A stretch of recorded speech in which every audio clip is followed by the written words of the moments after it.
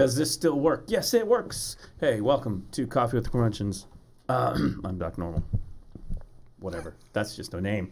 I know right here, live in studio is Jason Allen. That's right. Today I'm going specially as Dick Curmudgeon. Dick. Oh, I forgot. Dick Curmudgeon is back. Sorry. Because I've been some sleuthing here. Sorry. The last few days. Sleuthing. You know, all the cameras are like a little bit in. Well, mine's okay. Yours is a little bit. Yeah. Yeah, it's fine. Whatever. It's because you're wearing the hat. Yep. Because the hat's actually. It's adding shadow. It's adding height. Oh, nice. Yeah. Nice. Well, I'll hunch down like I'm hunkered down. That's fine. That's, okay. I mean, it's okay. You're just like taller than usual. Oh. Look, I got the alien mom here. That's beautiful. Yeah. It's a welcome addition to the family. Look at it. Fits right in. I know. Dancing alien mom. It's like it was meant to Rather be. than saying alien down here, just say B-I-T. Oh, no. Well, that's what Sigourney Weaver called her. Well. Remember? Yeah. Oh, come on. But she may have been a little biased. Do you biased. like that movie? Oh, I love that. Aliens? Oh, yeah. Great sequel. Oh, yeah. Good sequels. Like, what are good sequels? Empire Strikes Back. Good sequel to Star Wars. Yep. Godfather Part 2. Oh, yeah. Yeah. Good sequel to Godfather. Yeah. And Aliens to Alien. Yep. Where are these sequels? Yep. Well, what about Terminator 2? Terminator 2 is pretty good. Pretty good, too. Pretty good, You know, they're getting ready to make a new one. Really? Yep, and here's what it is. Yeah. Because they've had other Terminators. I've never seen them. Like Terminator Genesis or something. Yeah, I heard that. Like Terminator Genesis, Terminator versus Predator. I was just going to say. Alien versus Terminator versus Predator. Right. Yeah. Star Trek Terminator. Terminator versus Love Boat. Yeah. I mean, it's huge. The Terminator Force Awakens. Right. Why not? Why not? Right. Captain Marvel Terminator. I don't know. Why not? The Avenger. Yeah, actually, did you know? Survivor on Terminator Island, reality TV. The Terminator is going to be one of the Avengers. Really? That's cool. Okay, spoiler alert. What's going to happen is, because Thanos, and to defeat Thanos, all of a sudden, whoosh, I've come back. It's Arnold. Oh, yeah. They're like, hey, weren't you the governor of California? Yeah, no, Skynet. But anyway, there was like a movie cinema con thing this week. Yeah. And I've been following some people who've been at like Las Vegas. It's an industry thing. And apparently they showed like 2 or 3 minutes of the new Terminator. I'm not sure if it's James Cameron or not, but what's her name is back. Linda Hamilton is back. Interesting. I think reprising her role. Yeah. And other people. Mackenzie Davis, one of my favorites. Wow. She's in it. I think she's going to be a Terminator too. Really? Yeah, Mackenzie Davis. But anyway, apparently people are freaking out about it. And so basically, like you do when you're unsuccessful in some of your stuff. Yeah. You know what you do? You erase the past. It's basically this picks up after Terminator 2. Just didn't happen. Forget Terminator versus Predator. Yeah. Forget, Alien versus Terminator versus Predator versus WWE championship. Just didn't happen. Hey, what's Ronda Rousey doing in here? Oh, she's a Terminator too. Oh, okay. Oh, gotcha. But anyway, yeah. Yeah. It sounds to me like they've gone back then to the original sort of theme of it. Because apparently the rest sucked. Yeah. I don't know. There was a TV show. Was there really? Yeah, there was a TV show which did okay, I think. It's like Star Trek Salvation or something like that. Let's start Terminators. Terminator, yes. That's no, there was a TV show that was the Sarah. Here it is. I know what it is. Sarah Connor Chronicles. There you go. Sarah Chronic. Say that 5 times. Chronic. Yeah. Maybe that's why that didn't last. It apparently was okay. Yeah. I didn't see it because I can only watch so much TV. Yeah. But anyway, here's pop culture. Yes. A mess. No, it's mess. It's borscht. It's it's a stew. Let's not denigrate borscht. Shall we? I'm gonna get hate mail for how dare you? The pro borscht crowd is gonna be all over me for this. Borscht is a tasty fermented, right? Right. Yeah. Thing. It's got what red cabbage. Yeah, it's like sauerkraut, isn't it? Kinda, yeah. Yeah. Kinda. It's got like turnips in it and all sorts of stuff. Yeah. Yeah. things that make you regular. Exactly. It's good for the gut. It's for your gut. Anyway. So pop culture is a mess. It is. It's a complete, and because once Hollywood gets involved, they muck it up. Yeah. Yeah. So I'm gonna just take the top here and talk about pop culture. Sure. I think last time, which it's been a while, right? Last time we were here, I did the whole thing about 2 weeks ago. Star Trek. Yeah, Discovery. Yeah. I'm a huge Star Trek fan. Right. And sadly, there's no Star Trek anything here, which we have to change. Ooh, That's because I want a phaser. I know, but like a good red-blooded American boy. Yeah. Back in the old days. Yeah. When there wasn't, Star Trek was a niche thing. Sure. Before the Next Generation. And so you bought like little Revell models and you put them together and stuff. Yeah. What did you do with them after a year or so of them hanging in your room? I don't know. You could end up either flying off the roof or maybe even blown up with firecrackers. Like, oh, the Klingons got it. Look, you go to the movies, you see the Enterprise get destroyed, blown up. So what do you got to do? What do you got to do? Go home and blow up your Enterprise. So, right. Unfortunately, I had the Klingon one. Ooh. I know, and I had the... it's like... The long one with the round sort of head? Yeah, the classic. I think it's called the D7, the D7. Yeah. D7. Yeah. The good one. Or is it the good Klingon ship. Boeing D7 the good ship Max. Klingon. Yeah. It was on the good ship Klingon. Kapla. That's right. That's exactly what's in the movie. It was actually a cut scene from the motion picture. Oh, okay. Yeah, they're coming up on V'ger. There's the three of them.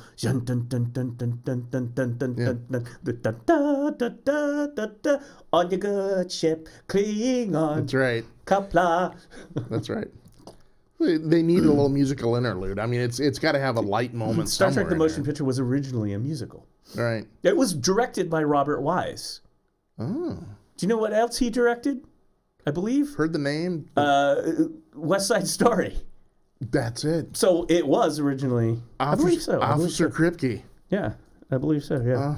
So it was originally supposed to be Star Trek, the musical motion picture. Ooh, with the jets and the Klingons and the Federation. Oh yeah. They're like snapping. When you're a Klingon, you're a Klingon.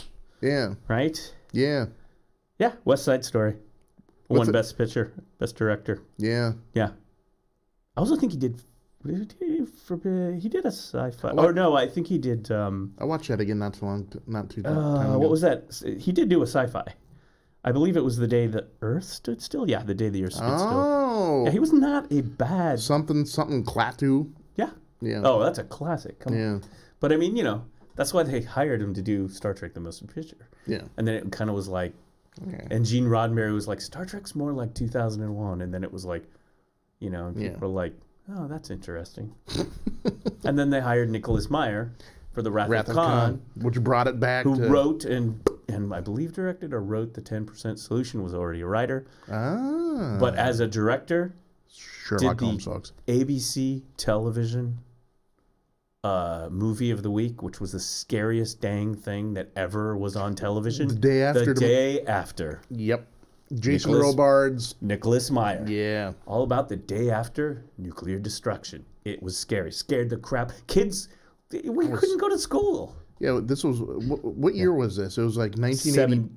Was it 80? I thought it was like 82 or something like that.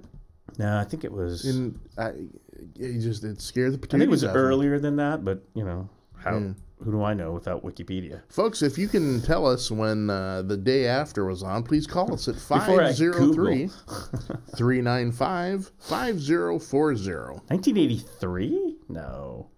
1983? That could be it, yeah. Oh, weird. Yeah, because I think I was like... drama science 14 fiction. At the time. 1983. Yeah, Jason Robards. Release date, November 1983.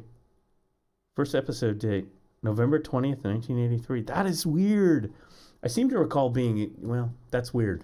Now, the funny thing is, that show really messed people up. People were scared. Yeah. It was like another between War that of the Worlds. and Carl Sagan going, imagine the nuclear stockpile today. Imagine you're in a room chock full of gasoline, and you have a pack of matches. That was Carl Sagan's analogy of the stockpile. It was like, thanks, Carl. Yeah, anyway. they asked Stephen Hawking about it. You know what he said? It's bad. Yeah, that's wonderful. Okay, so sorry, I'm taking the medicine too. By the way. Oh, gotcha. Oh, that's cold. Yeah, man, it's been horrible the last week. Oh, it's been killing me. It's like 1918 all over again. Ooh, Spanish influenza, folks. No, it's not influenza. Okay, so Star Trek Discovery. Yeah. It was on. It's like the last 3 episodes or some stuff like that.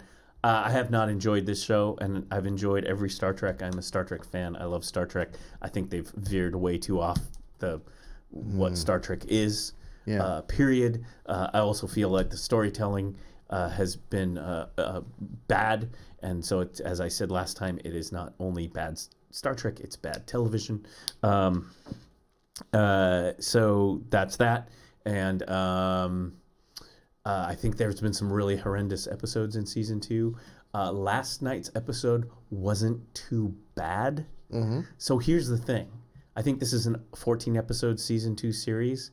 So we're coming up on the last couple. Yeah. So I count like on my hand like 2 episodes I can point to say, okay, that wasn't too bad.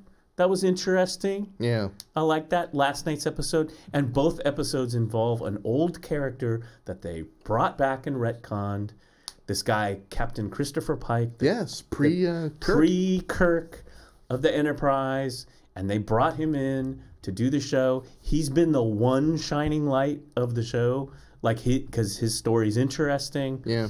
And so anytime he's gets story time, those are good episodes. Yeah. It's like, yeah, that's interesting, you know? And last night, like every time, he's the captain.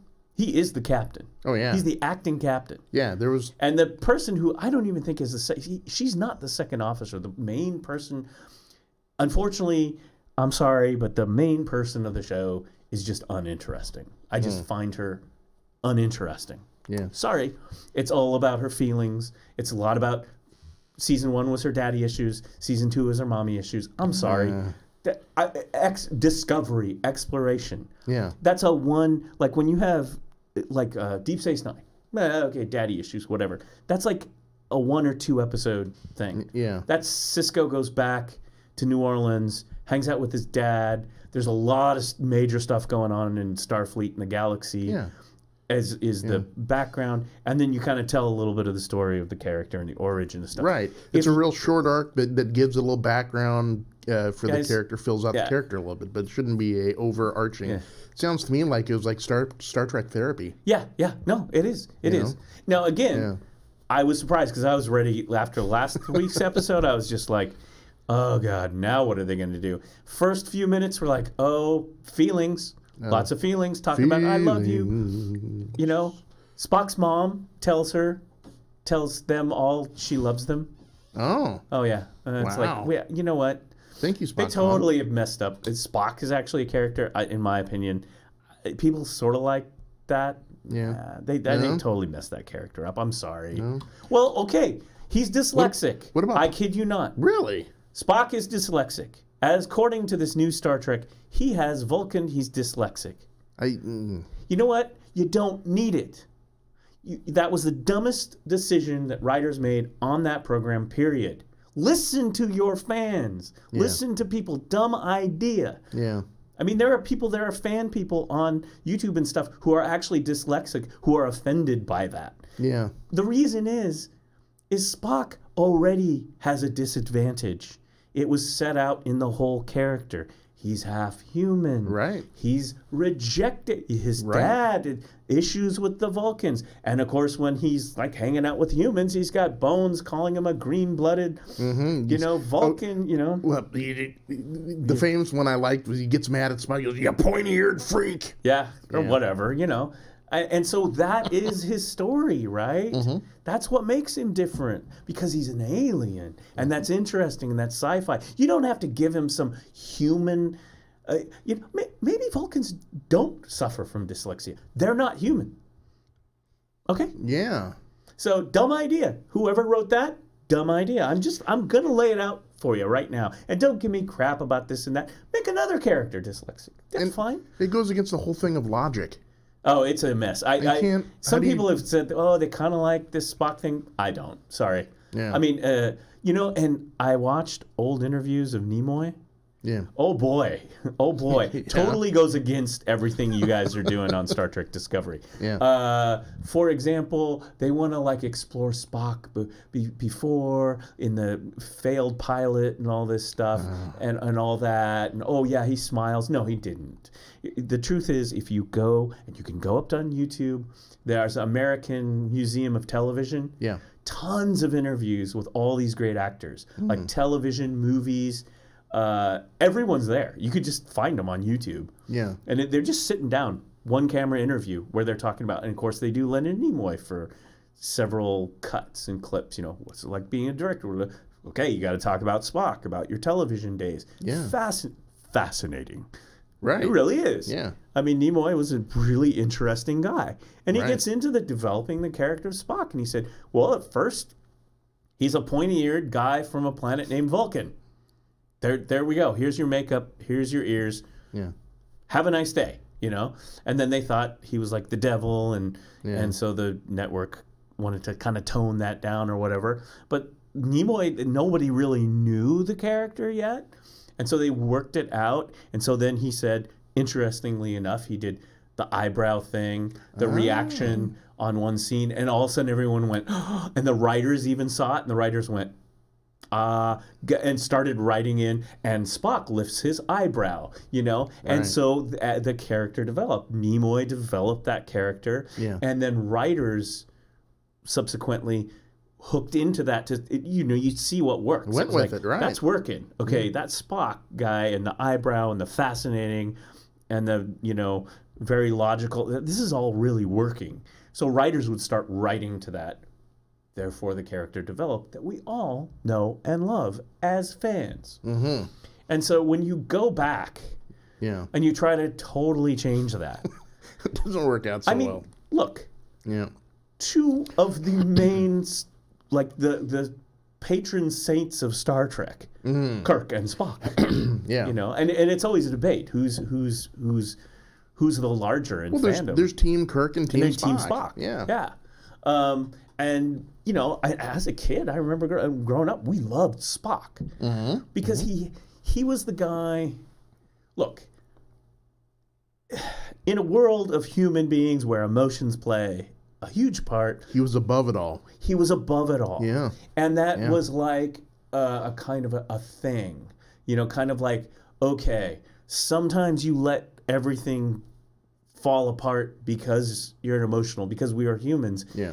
And there is a part of an idea of control, a zen, if you will, or something, to like pull it together. And he was like the first character we'd ever seen that did that, other than like maybe a robot or maybe like the day the Earth stood still. Right. Klaatu and the aliens coming down who are a little robotic and whatnot. Right. He's the first guy who interacted on the team with other humans, was part of the good guy team on the ship that was like one of those guys. Yeah. And he would and because of that, and because he was different, he brought that to the table.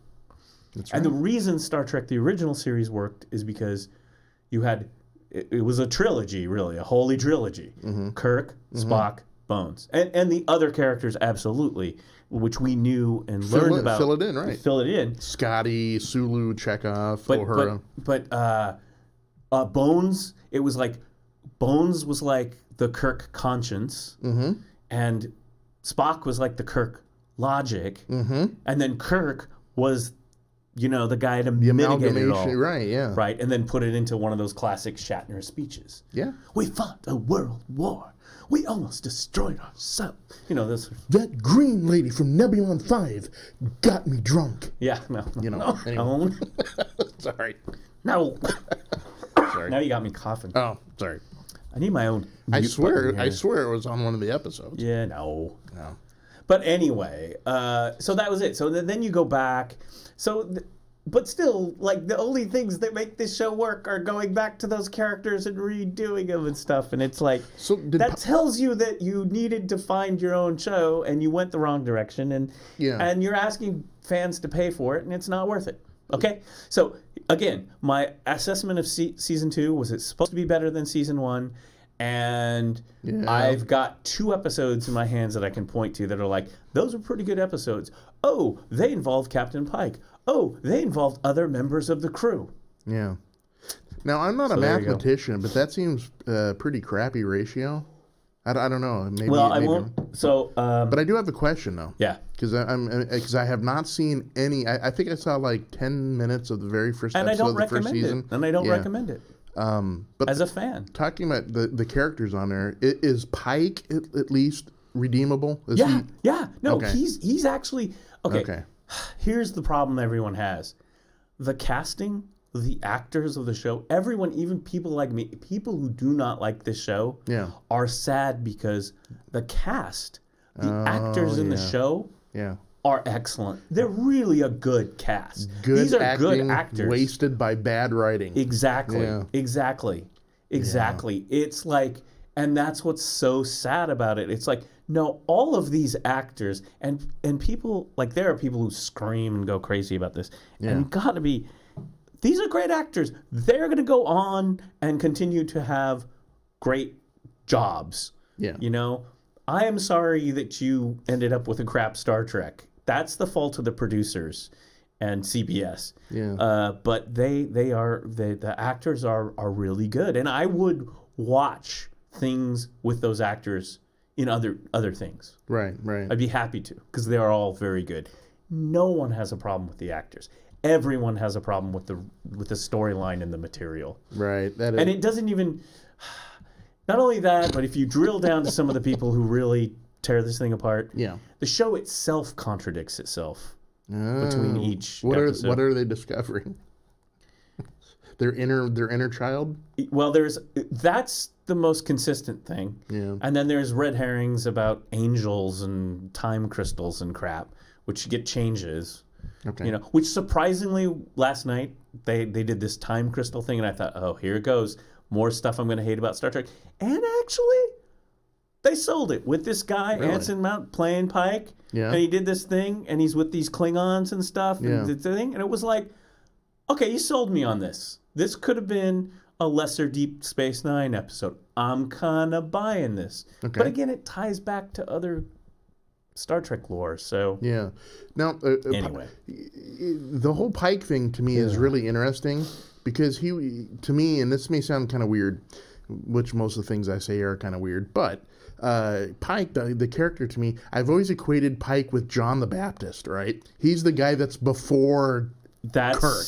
Exactly. He prepares the way for James Tiberius Kirk, right? He is the John the Baptist. I'd throw that in because Easter's coming. They kind of really? Oh. We don't celebrate Easter on Vulcan. Anyway, I'm actually Vulcan. I just had my ears clipped here so I could put these headphones on. You got an ear lift. Yeah. They kind of actually did that with the character. Really?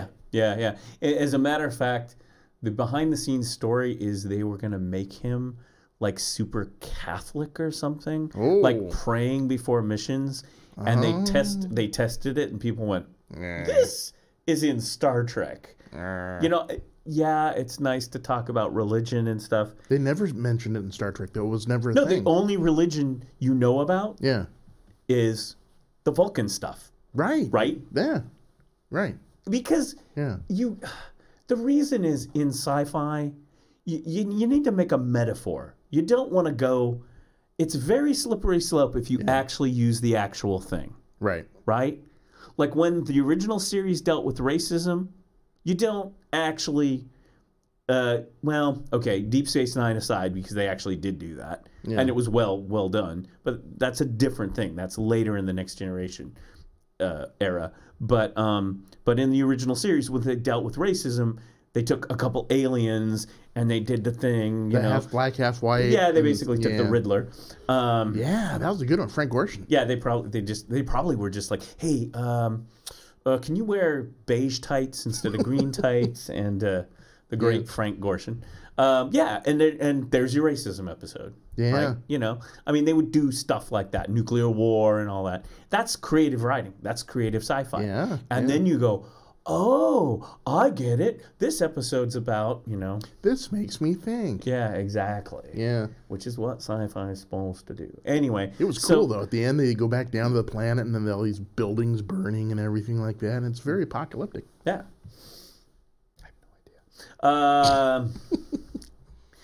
So don't you remember the last episode? They both of those guys are chasing each other, and then they actually beam down off the ship onto the planet. Oh yeah, and the planet's just. Oh yeah. Yeah.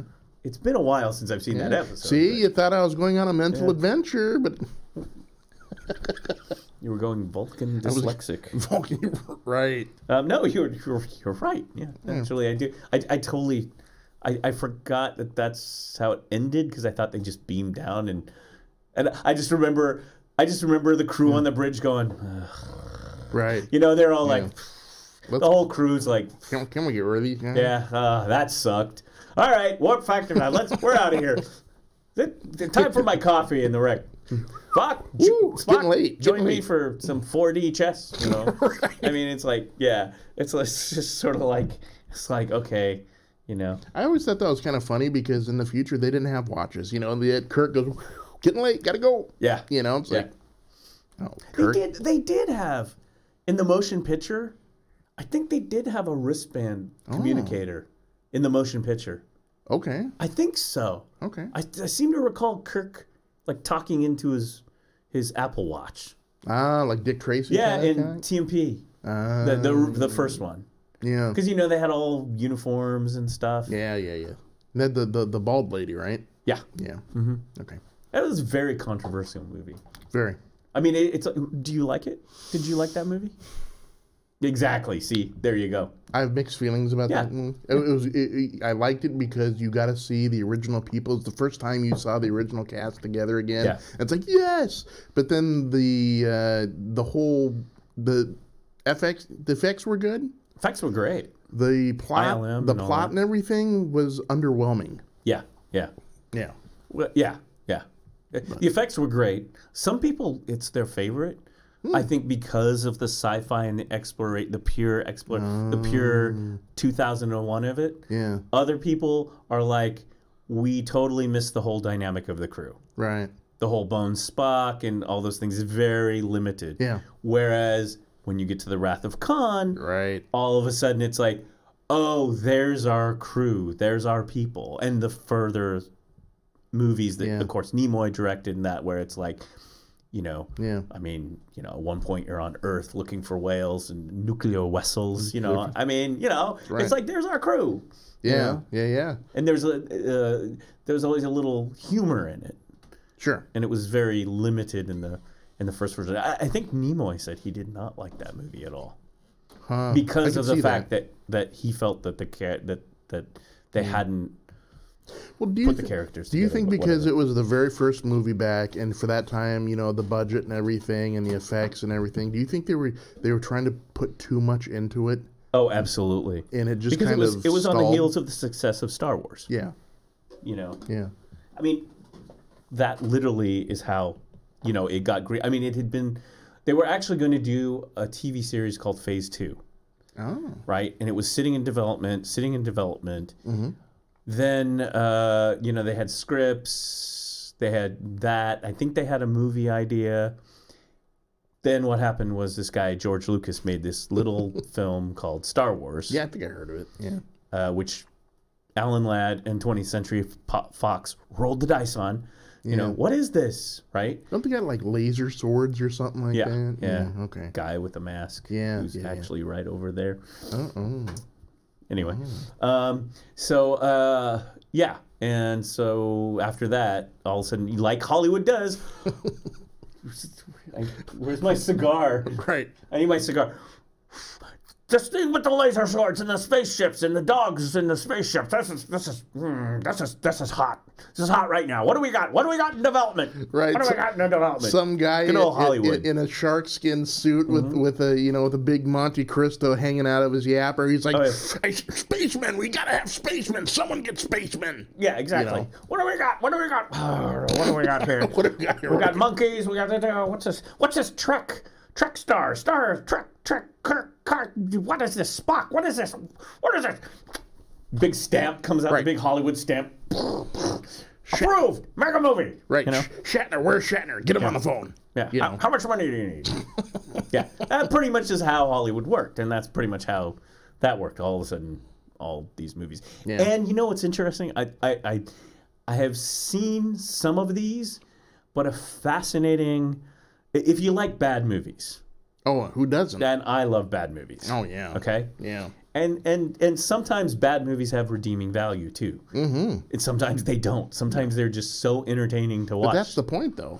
But watch movies that came out all like pretty much about the early 80s on the heels of Star Wars, where literally every studio was like, we need a spaceship and a pirate and a space pirate and some lasers and a plot.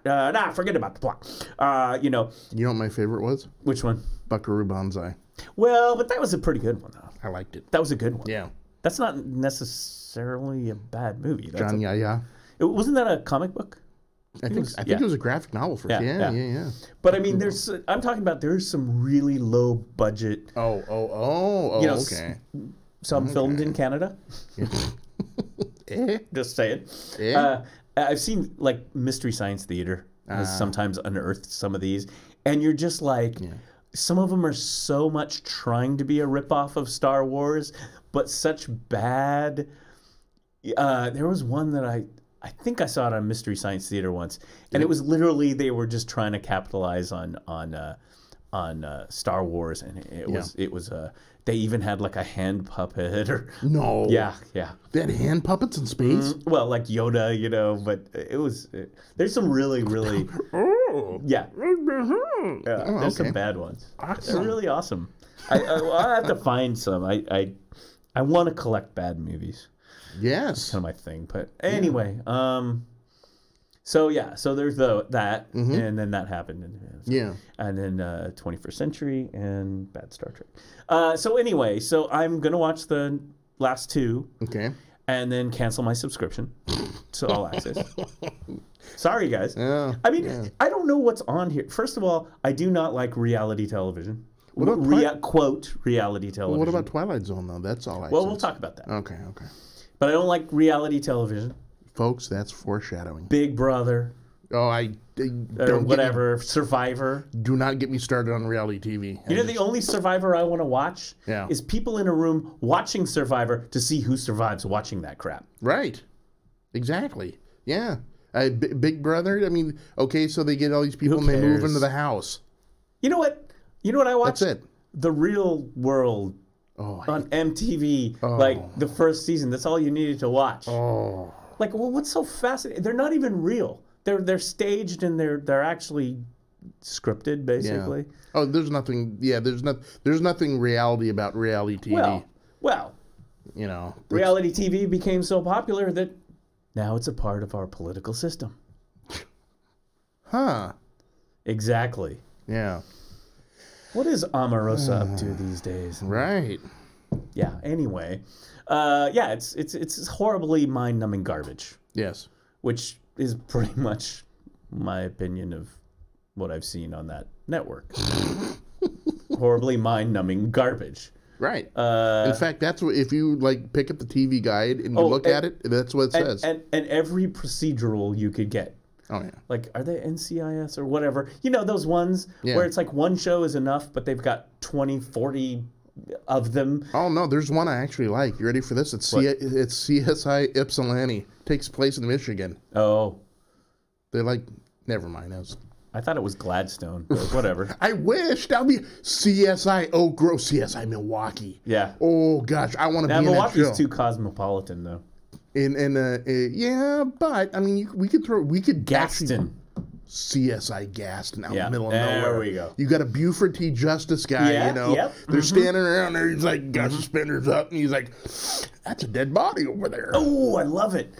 See, that I would watch. Yeah. And then I would watch. And then you got the guy that's like the forensic guy, but he's fresh. Like Mark Harmon. Yeah, but see, they didn't have enough money to hire. Yeah. They didn't have enough money to hire a guy from like a real school. So you got a guy from like a community college. Oh, he's like, I saw this in anatomy class. Yeah, that's a cadaver. Oh. Okay, this I would watch. See? CSI Gaston, man. CSI Gaston. I don't even know if CSI is the CBI. Or, see, they all run NCIS, CSI. They're all the same. Yeah. Who cares? Yeah. Who cares? Yeah. I mean, for God's sakes, you want to watch something good? Watch old Perry Mason. Ooh, or Columbo. Columbo. Because at least they're entertaining. Frank Cannon. Oh, yeah. I'm throwing that out there. Hey, 77 Sunset Strip. I'm throwing that out there, too. Frank Cannon drinking game. Well, no. Kolchak Night Stalker. Oh, yeah. I mean, yeah, it's already been done. Yep. Just because it's like all this, ooh, we've got magical computers that can, look, his spleen matches the spleen in our FBI database. Right. Come on. I think his name was Ed. But NCIS Gaston, though, at least that's got something that's redeemable about it. I like it with the Buford teacher. I know. That's a dead body. Let's call the CSI guys in from Clackamas Community College. That's right. So Mr. Walker's anatomy class shows up. They're like taking notes. This is actually, see, the problem you have is when we on this show come up with plots and ideas that are better than, because I could actually see this. Yes. And someone's going to rip it off, and they're going to make millions, and we're going to sit here like a bunch of jackasses. Yeah, Mr. Walker's like, hey, Tommy, what's that over there? Yeah. Oh, God, that's a hand, and I'm going to puke. Isn't that? Oh, no, that's a supernatural thing. See, there is stuff that I haven't watched that's supposed to, like Librarians or something like that. That's kind of like a bunch of... Wife loves the show. I've never seen it. That's kind of like a bunch of kids, like, hunting supernatural things or something, I believe. Something like that. It's fine. That doesn't, that's fine. A lot of supernatural kind of shows. Yeah, there's a huge pantheon of those type of shows, the niche. But anyway, there's that. Yeah. To pay for on the CBS. So none of that I'm interested in, right? Yeah. Seen one, seen them all. I mean, I saw CSI like the first two seasons with William Peterson. Yeah. Because I loved William Peterson. Yeah. Oh, yeah. Yeah. I mean, I'm huge. Two William Peterson movies are two of my favorite movies. Yeah. Are To Live and Die in L.A. Uh-huh. Not a perfect movie by any stretch, but an entertaining ride. Yeah. And Manhunter, which sometimes is recast as Red Dragon, not the Ed Norton Red Dragon, Manhunter Red Dragon, starring William Peterson, the original, directed by Michael Mann. Oh. Great movie, great film. I'm going to throw a curve. You know what my favorite William Peterson movie is? What? It was actually a movie that was put out by HBO Films. It was called Long Gone. It's about a minor league team in the 50s and 60s called the Tampico Stogies. It's got... I've heard of this movie. I have never seen it. The lead guy's name is Studs Cantrell. Yeah. And he has these laws, Studs Law number 1. Nice. Yeah. It's a baseball movie. Right. The Studs Law, I'm not going to cuss because there's cussing. Studs Law number 1 is F them if they can't take a joke.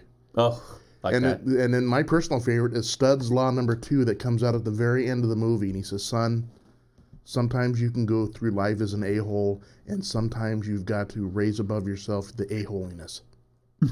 I said, that's perfect. Sometimes you got to raise above, man. Don't be an a-hole. Yeah. Well, I mean, I think I've heard of that one. But I've never seen it. I love it. Yeah. Yeah. I have it somewhere. I think it's I don't know what he's up to. Videotape. Oh yeah. Yeah, it's got Virginia Madsen. Oh yeah. William Peterson, and it's got the guy that was in the. He was in My Best Friend's Wedding. He was the lead guy there.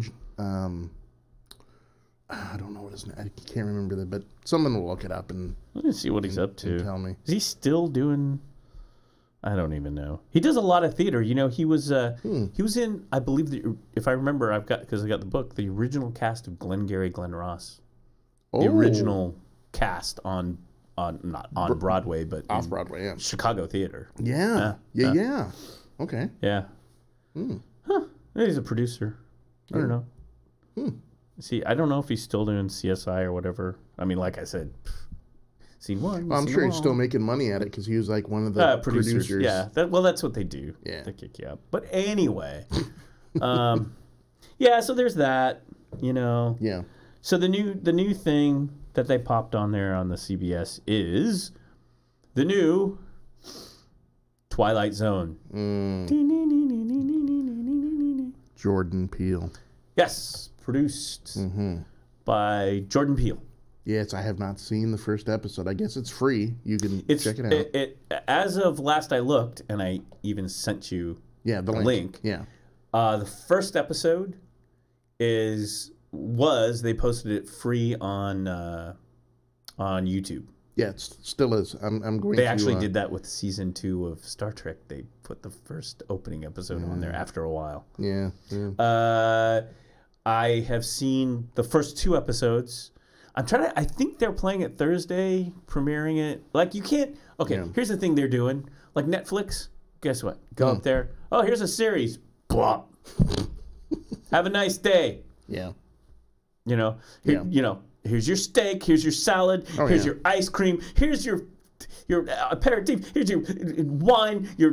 Right. They just set down the buffet and they say binge. Yeah. Go. Yeah. Yes. Which I don't mind. I don't mind either. Because then you can just watch it at your leisure. Right. And also there's nothing worse than getting into a good show and having to wait a whole nother week before you can see it. Sometimes you just want to go, especially if there's only like 8 episodes long or something like that. You just want to do it. You want to zip it. Yep, watch the first episode of Twilight Zone. Yeah. So I have seen the first 2 episodes. I'm trying to see if the 3rd episode dropped or not, folks, and I don't know. 1 and 2 have dropped for sure. I feel so. What I thought was going to happen. So they did it like last Sunday or last week. Yeah, it was like April 1st and April 2nd, I think. So Sunday and Monday was when they dropped the show, episode 1 and 2. So I did watch them because I wanted to review, We need to have like a Doc's reviews. Yeah, we do. Well, there's probably some music that I don't have. Oh, okay. Ready that I could pull up. There is tons of stingers and music on this laptop. Yeah. But anyway, so I watched them because I wanted to watch them because I want to see. I'm very interested in this all access because this is the streaming wars now. Disney's has their streaming war. Yeah. Netflix. Of course. Amazon. Hulu. Hulu's been around since the days of Netflix. YouTube, kind of, but they're not doing original content.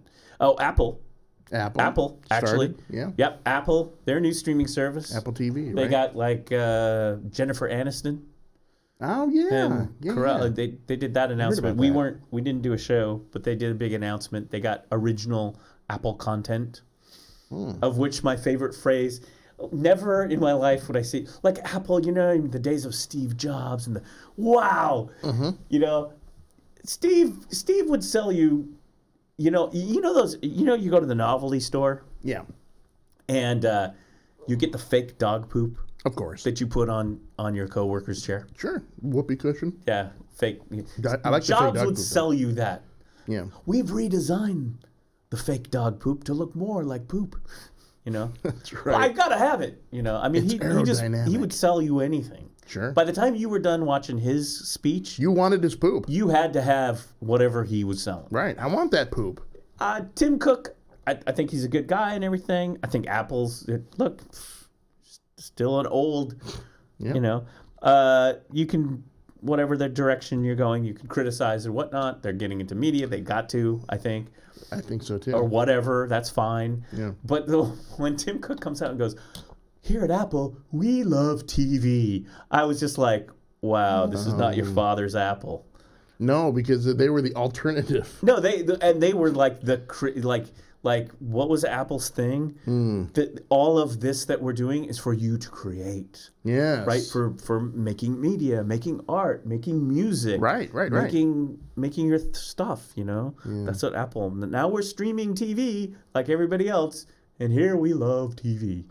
So that was kind of interesting. Yeah. I mentioned that to a friend who watched it, who's a big Apple, always has been Apple, like never anything else. Okay. And even she was like, yeah, I caught that. That was kind of, you know. That was it, right? Yeah. Well, it was just an interesting statement.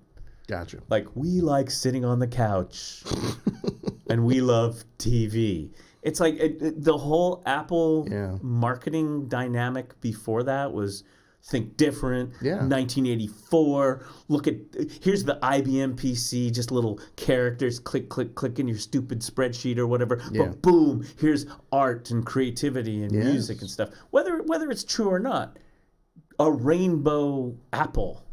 Remember that too? They don't even do that one anymore. Right? Kind of like that's kind of their, for creatives, for creative people. It's kind of anti the man desktop thing, right? publishing back in the day. Yeah. You know? Big time. Now, granted, like, you could end up getting Windows and do the same thing mostly. Yeah, but... for cheaper, but, you know, whatever. But it was the whole ethos, though, right? Yeah, they are not the, you know, they're not the man. They are something different. We're freer. We want you to create. You know, it's not just the whole, you know, cyborg, Borg, Microsoft monolith, you know. I think what they were selling us was that people who used Apple could afford it. First of all, were people who were creatives, eclectic, and creative, you know, and so to me, there was this paradigm shift. There's a buzzword. Hey, paradigm shift. Today's power word. That's an old paradigm shift. Yes. Anyway, was that, you know, we love TV. We love consuming things just like everyone else does. All right, whatever. And you could say that started with iTunes or whatever. Fine, whatever. It just was an odd, like, it struck me. Yeah. Like with that thing, it was like, boy, now I feel like this tectonic shift all of a sudden. Yeah. You know, like all of a sudden. And granted, it was one thing, probably the next fall or whatever they do, their next shindig. They'll probably like have iPads with pens and people drawing 3D crap and everything and be all creative. Yeah. You know, but that's fine, whatever. I mean, they need to update their creative platforms, like their computers. Anyway. I didn't even want to go into this Apple thing. I don't know why. Yeah. But it's all my pent up house cleaning. Pent up Apple aggression. Yeah. So Twilight Zone. Yeah, it's Twilight Zone. So Jordan Peele, he just released this new movie, Us. Yes. I kind of reviewed it. I kind of reviewed it last time. I said, I basically said, yeah, go see it. It's entertaining. It's entertaining. I liked, if you wanted to compare to his first movie, Get Out. Yeah. I think Get Out was better. It would be interesting to watch them back to back now. That said, I was highly entertained by Us.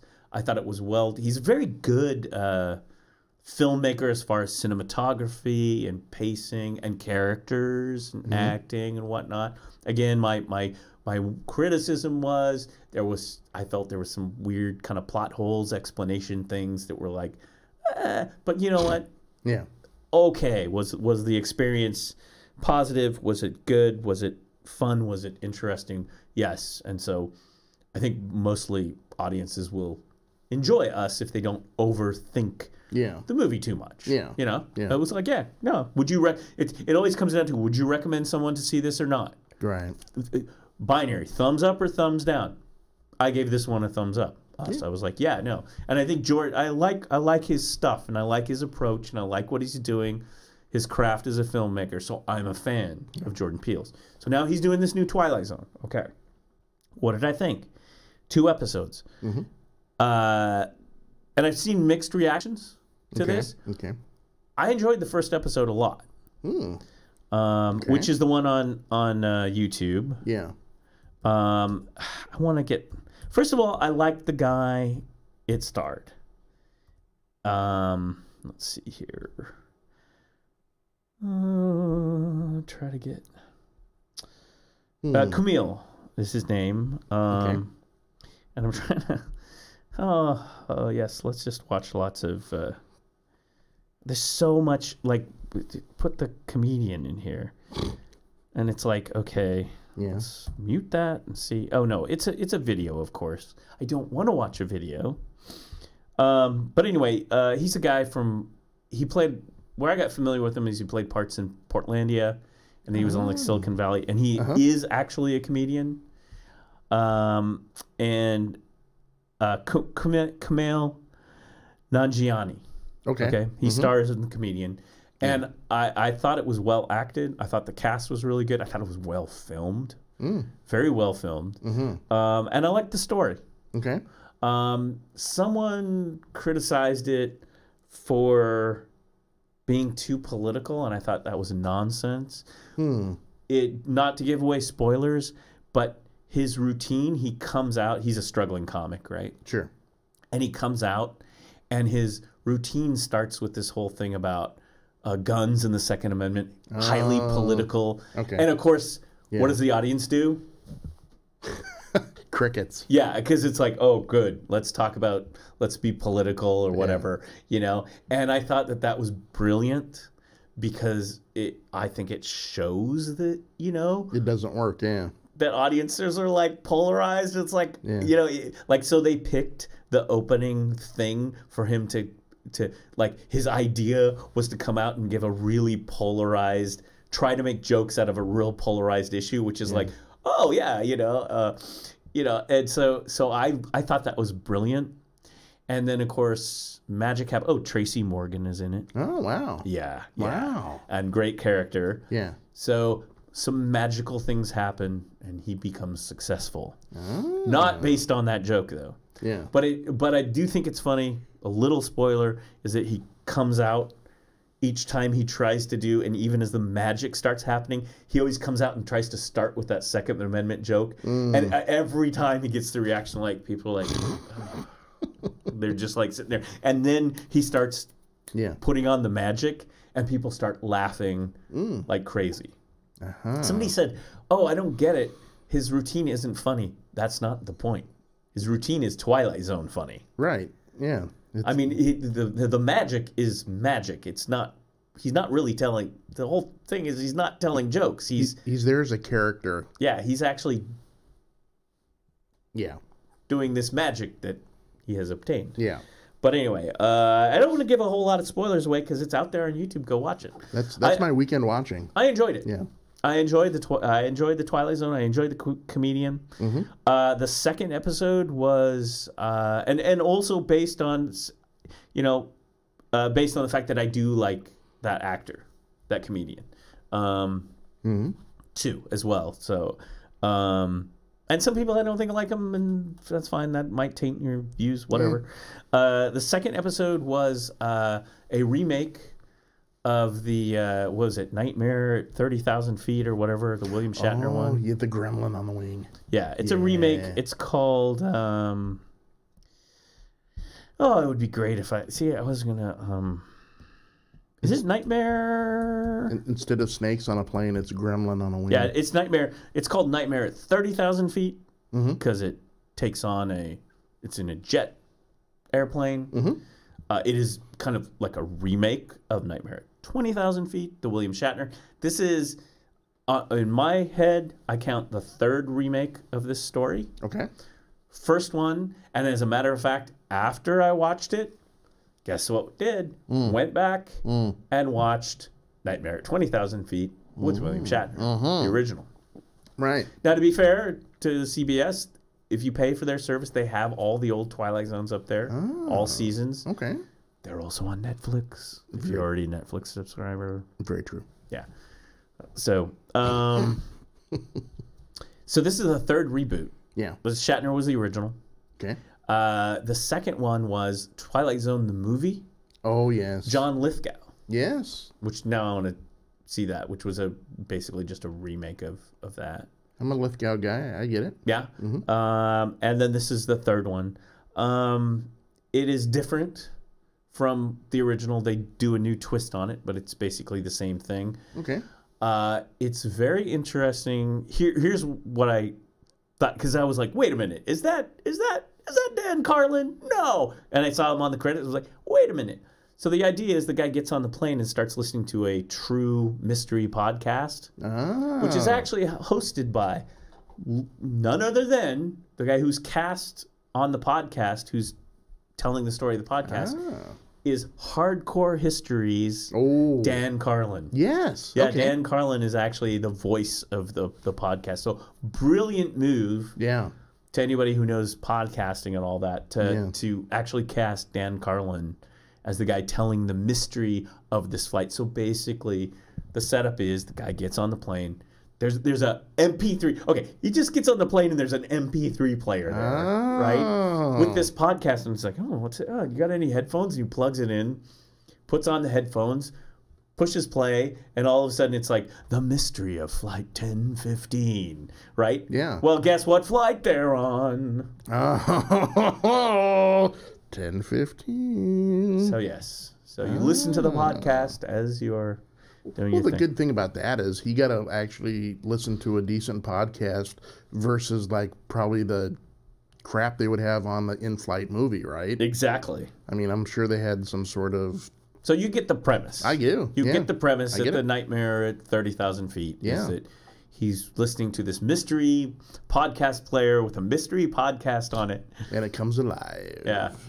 I mean, first off, it's like, if you got on a plane and there's an MP3 player with a podcast on it, okay, here's me. I'm such a jerk that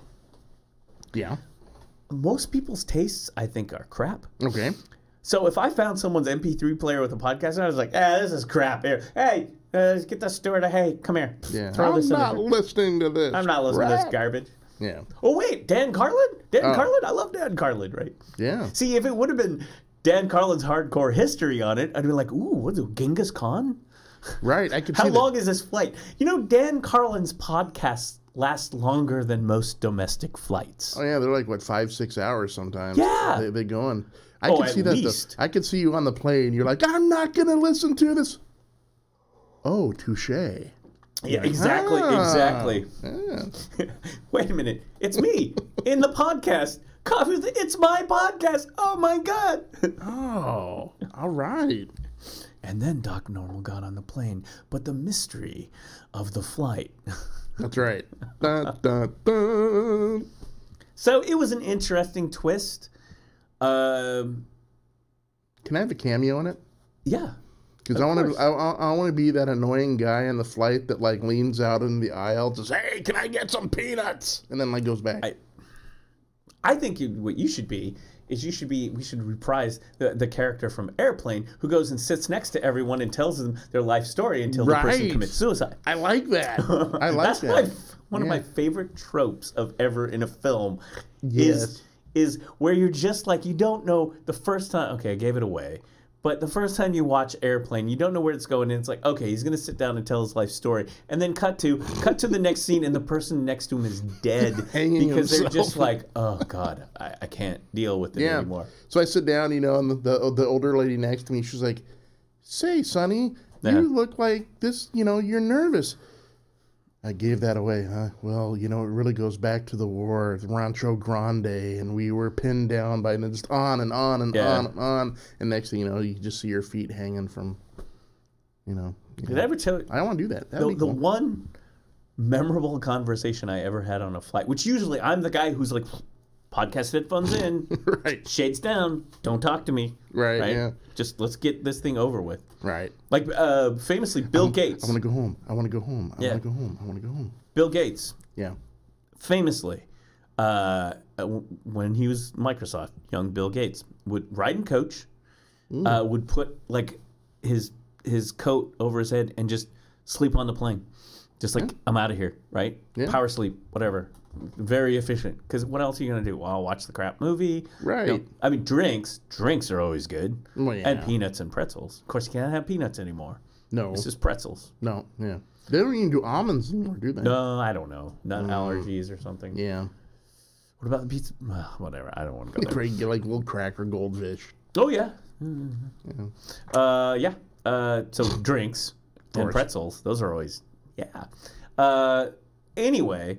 So yeah, the most interesting. I have had a few conversations with people. Mostly not. Long time ago when I was younger, I was sitting next to this older businessman.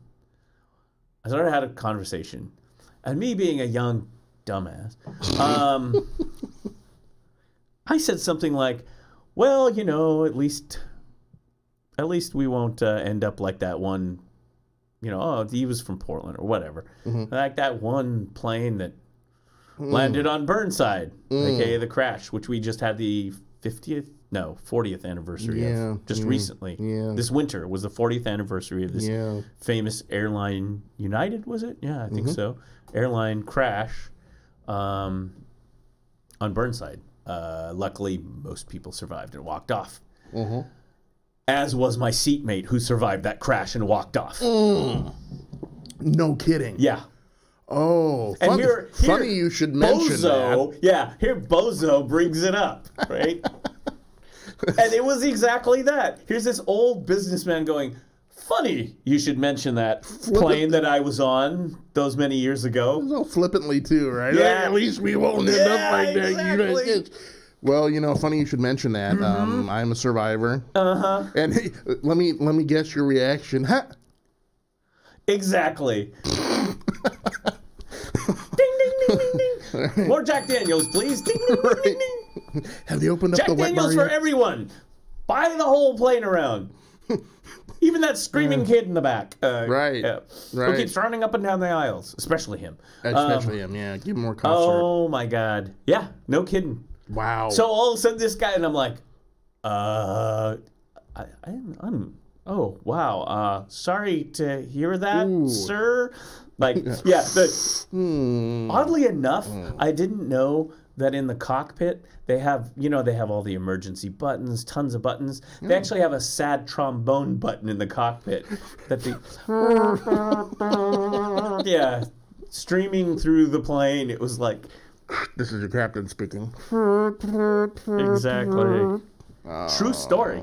Absolutely true story. Wow. And so then, as we were flying into Portland and landing, he told me the tale of I can't remember the flight number of the crash that he was on. Awkward. Yeah. Oh, wow. Yeah. Wow. And my only thing that I could respond to after that was, how did you overcome getting back on a plane again? Oh, because that was really the thing that stuck in my head, is once you've gone through that. Yeah. I was stuck in an elevator in the second largest building in Chicago once. I couldn't get on an elevator for 6 months. Really? Oh, yeah. Really? Oh, yeah, when you're stuck at the top and like fire people are prying you open and you're evacuating on the Hancock building, which was the second, not the Sears building. I was on my way to the Sears building to go up and do observation. Guess what I didn't do? I went to a bar and ate pizza and listen, when I was a young kid, right, I almost drowned. Oh, Oregon City pool, so right? did I. And so to this day, I never learned how to swim. I won't go near any large bodies of water. In fact, I get nervous when we go over like the bridges in Portland. Oh, wow. Because like, Wow. Oh yeah, still 49 years, Ding, ding, ding, ding, ding, ding, Yeah. ding, ding, ding, ding. Brrr, dun, dun. Right. Anyway. That's not on the radio. What's? Yeah. Huh. Yeah. No. Yeah. I mean, it was like at the office, it was a 2-floor elevator. Oh, wow. The stairs. Like I couldn't even go 2 floors. Like just simple 2 floors. You get on and the doors would close and then the legs would shake. Yeah. And it's because, I mean, I don't know how many stories that thing was. I went up to the observation deck. I mean, it had overshot it was, an elevator car can go too fast and overshoot. Yeah. Now, what I learned later from a coworker who actually worked on elevators, was an elevator technician, is all the safety measures that are put in place to stop it from going out the roof. Critical mass? Yeah. Gotcha. Like Willy Wonka. Well, it was like when you're going up in an express elevator, all those things up in a skyscraper, and then it shudders and clanks and stuff, and then it stops to a shaky stop, and there's actually a person in there, a security guard, and the first thing the security guard goes, "What was that?" And everyone turns to the security guard. "You don't know?"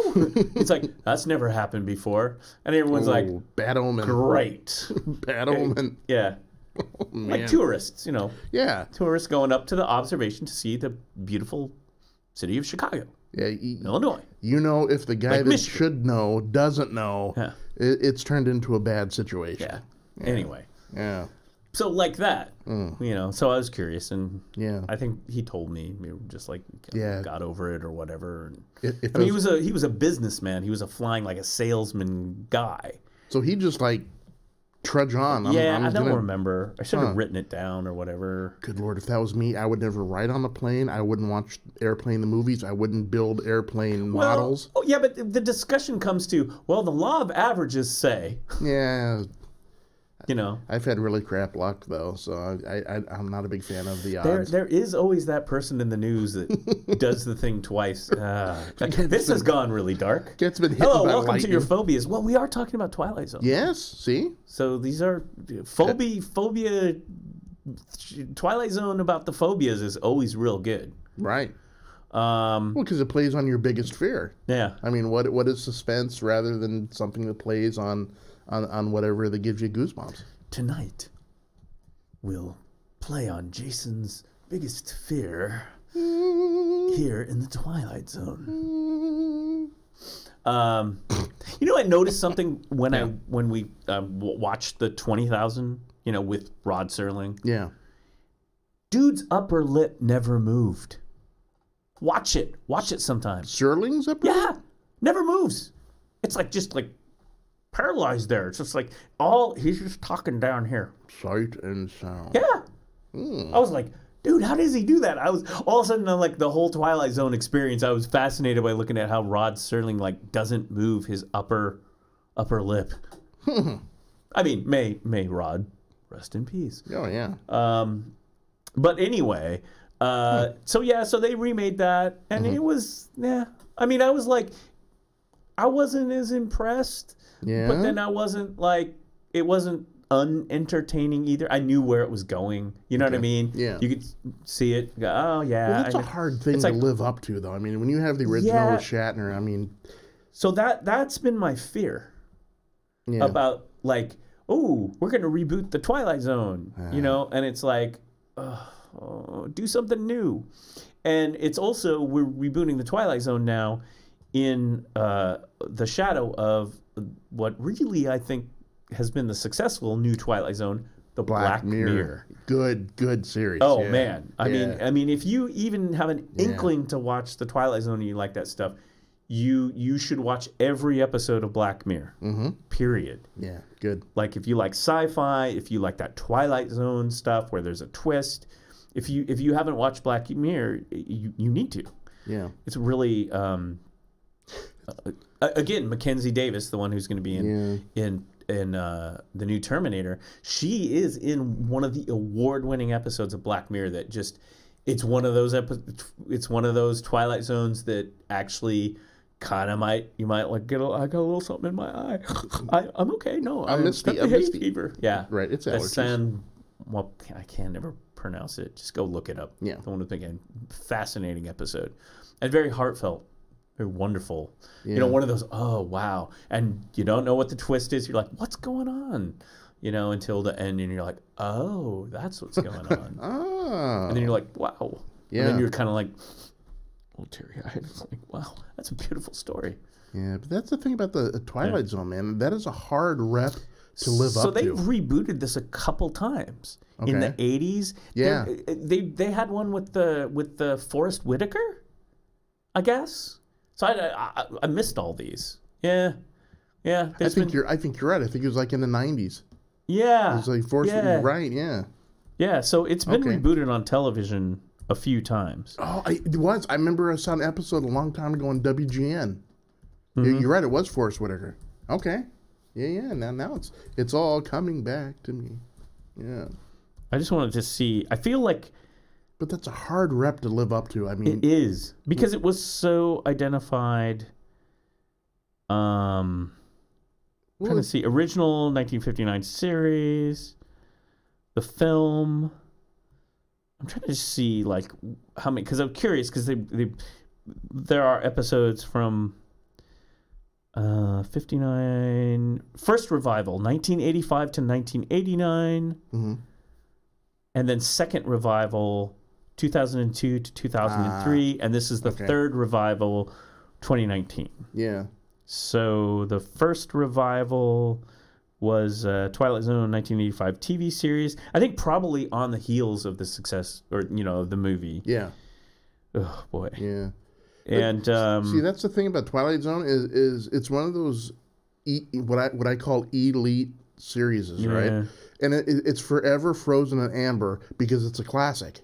And so you always, if you try to bring it or you try to build on to it, it's such a hard thing to do. I mean, CBS owns it, so they rebooted it once. They'll do it again. And then second revival was UPN in 2002. That was that was the failed 2002 United Paramount Network. That's when they came out with like before CW the split between CBS and Viacom. Oh god, what a mess. Which I think partly is CBS, the problem behind CBS. But also UPN did a Star Trek then, the Enterprise show, which got canceled or whatever. So hosted by Forrest Whitaker. Yeah. 2002. Okay. And so Jordan Peele hosts this one. Legit. I actually like Jordan Peele's little Rod Serling bits. The monologues. Yeah. I mean, it's very short. He does a very short one. And he does this... He's a because he's like a comedian and stuff, like a comedy writer too, and he kind of has that look. It's almost tongue in cheek. You're kind of like, yeah, that works. Is it kind of like if Seth MacFarlane? Yeah. Did the opening? Yeah, kind of. Yeah. So anyway, so that's it's Seth could pull it off. Oh god. If he sat up there like in a suit jacket, and he was all like, because he has that kind of very almost booming baritone sort of, Seth MacFarlane's busy making Star Trek. Real Star Trek. Which isn't real Star Trek, but the Orville. Yeah, right. Okay, we're talking about Star Trek Discovery. I like the Orville, and I'm waiting for the next episodes to air. Yeah. Because it's on a hiatus for like 3 weeks. Renew the Orville. Just renew it. Yeah, that's a good show. Big fan. There you go. I like the Orville. The writing's tight. Nothing's perfect. You could watch an episode and go, oh, yeah, that was okay or whatever. But if generally each week you want to go back and revisit those characters and see what happens, like, what's Bortus going to do? Oh, he's going to be smoking a pack of cigarettes. Yes. But it's because there's vision to it, right? He knows exactly where he wants to take that show. Somehow I get the feeling that a lot of these writers for like Discovery and stuff like that, they're like, it's Star Trek. Crap. And then they leave it at that. It's Star Trek. Yeah. And then there's no vision for it, whereas Roddenberry had a distinct, vision. Well, right? I feel that there are a lot of writers who aren't so adept at sci-fi writing who like Star Wars Trek in their heads. They're not even fans. Yeah. And you're just like, no, okay. Star Wars is here. Star Trek is here. Other, Battlestar Galactica's over here. Hey, they're all different. When does Doctor Who show up? Yeah, exactly. Okay. Well, I mean, okay, so here's the other thing with the Star Trek Discovery.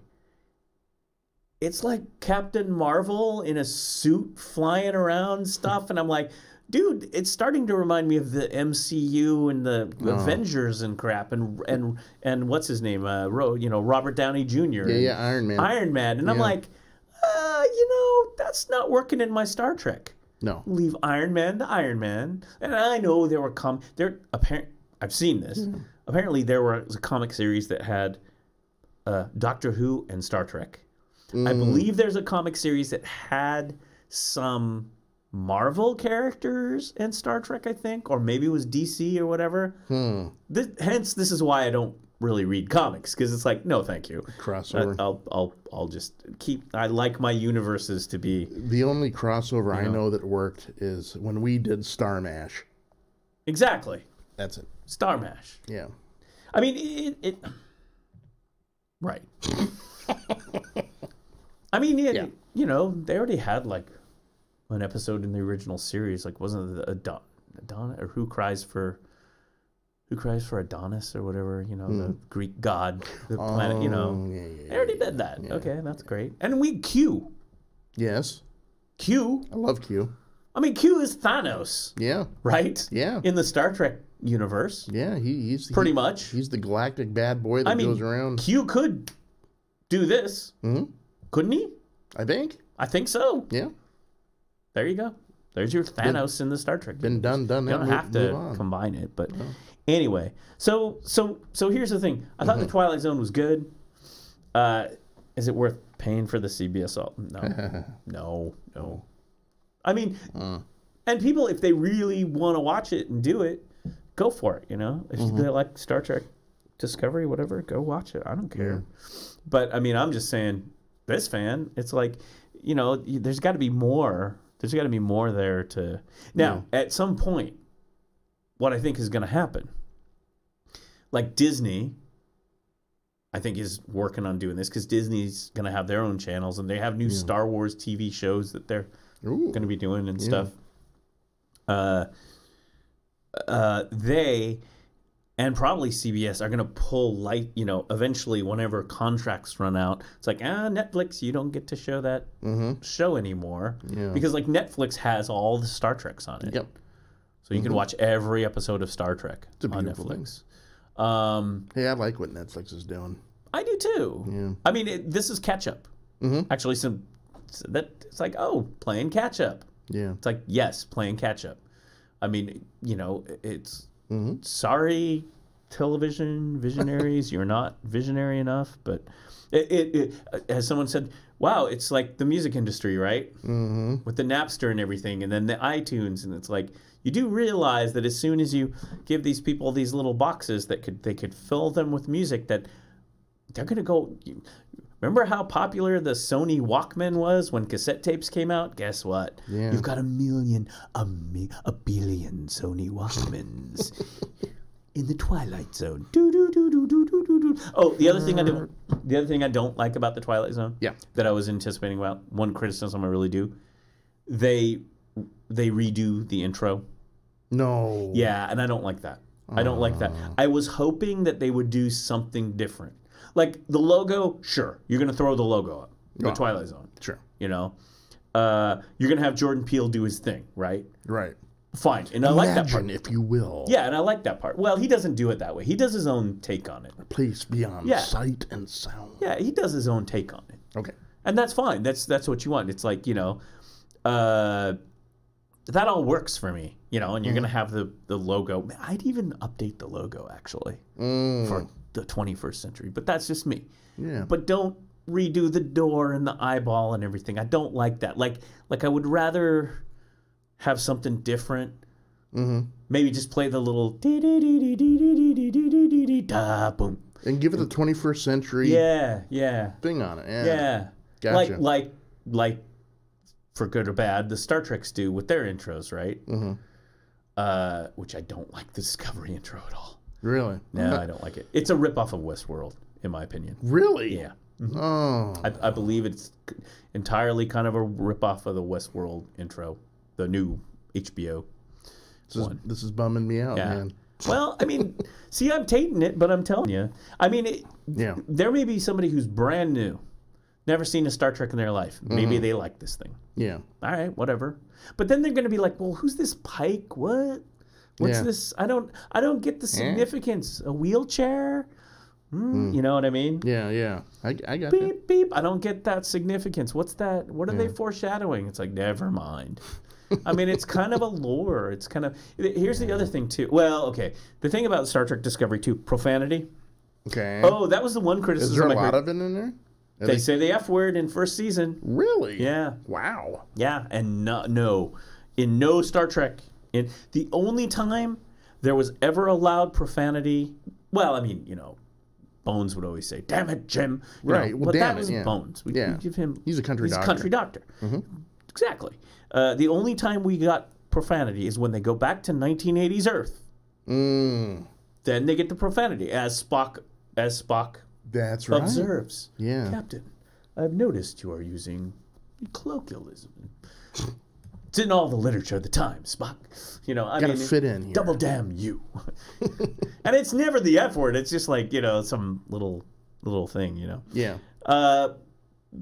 Right? Because the idea is in those centuries we have evolved. We've evolved our speech pattern. We're much more, you know, together. You don't just let people run a starship at warp speed. No. And just be a bunch of, you know, weirdos. Because if that like, was the it's way not it like was, Motley Crue. It's like, oh look, here's Vince Neil and Nikki Sixx at the helm. Motley Crue in Rock space. and roll with the Jack Daniels. Right. Let's go to warp, man. Now that's something I could get behind. Actually, Motley Crue in space. Yeah, toof. Right. Shout at the Klingons, man. Yes, right? Exactly. Right. Too young to fly at warp. Right. Too young to fly at warp. Too young. Yeah. That's right. Nikki Sixx got his phaser out of space. Boo, boo, boo. And Mick Mars would be a Vulcan. Oh, he is. He's the stoic one anyway. He's got the ears on. He's got the top hat, and he's playing. Exactly. He's doing it. Yeah, that works for me. See what we did there? We mashed up Star Trek Discovery and the new biopic on Netflix called The Dirt. Yeah. Which is about Motley Crue, which I recently also watched. Yep, me too. I liked it. Yeah, me too.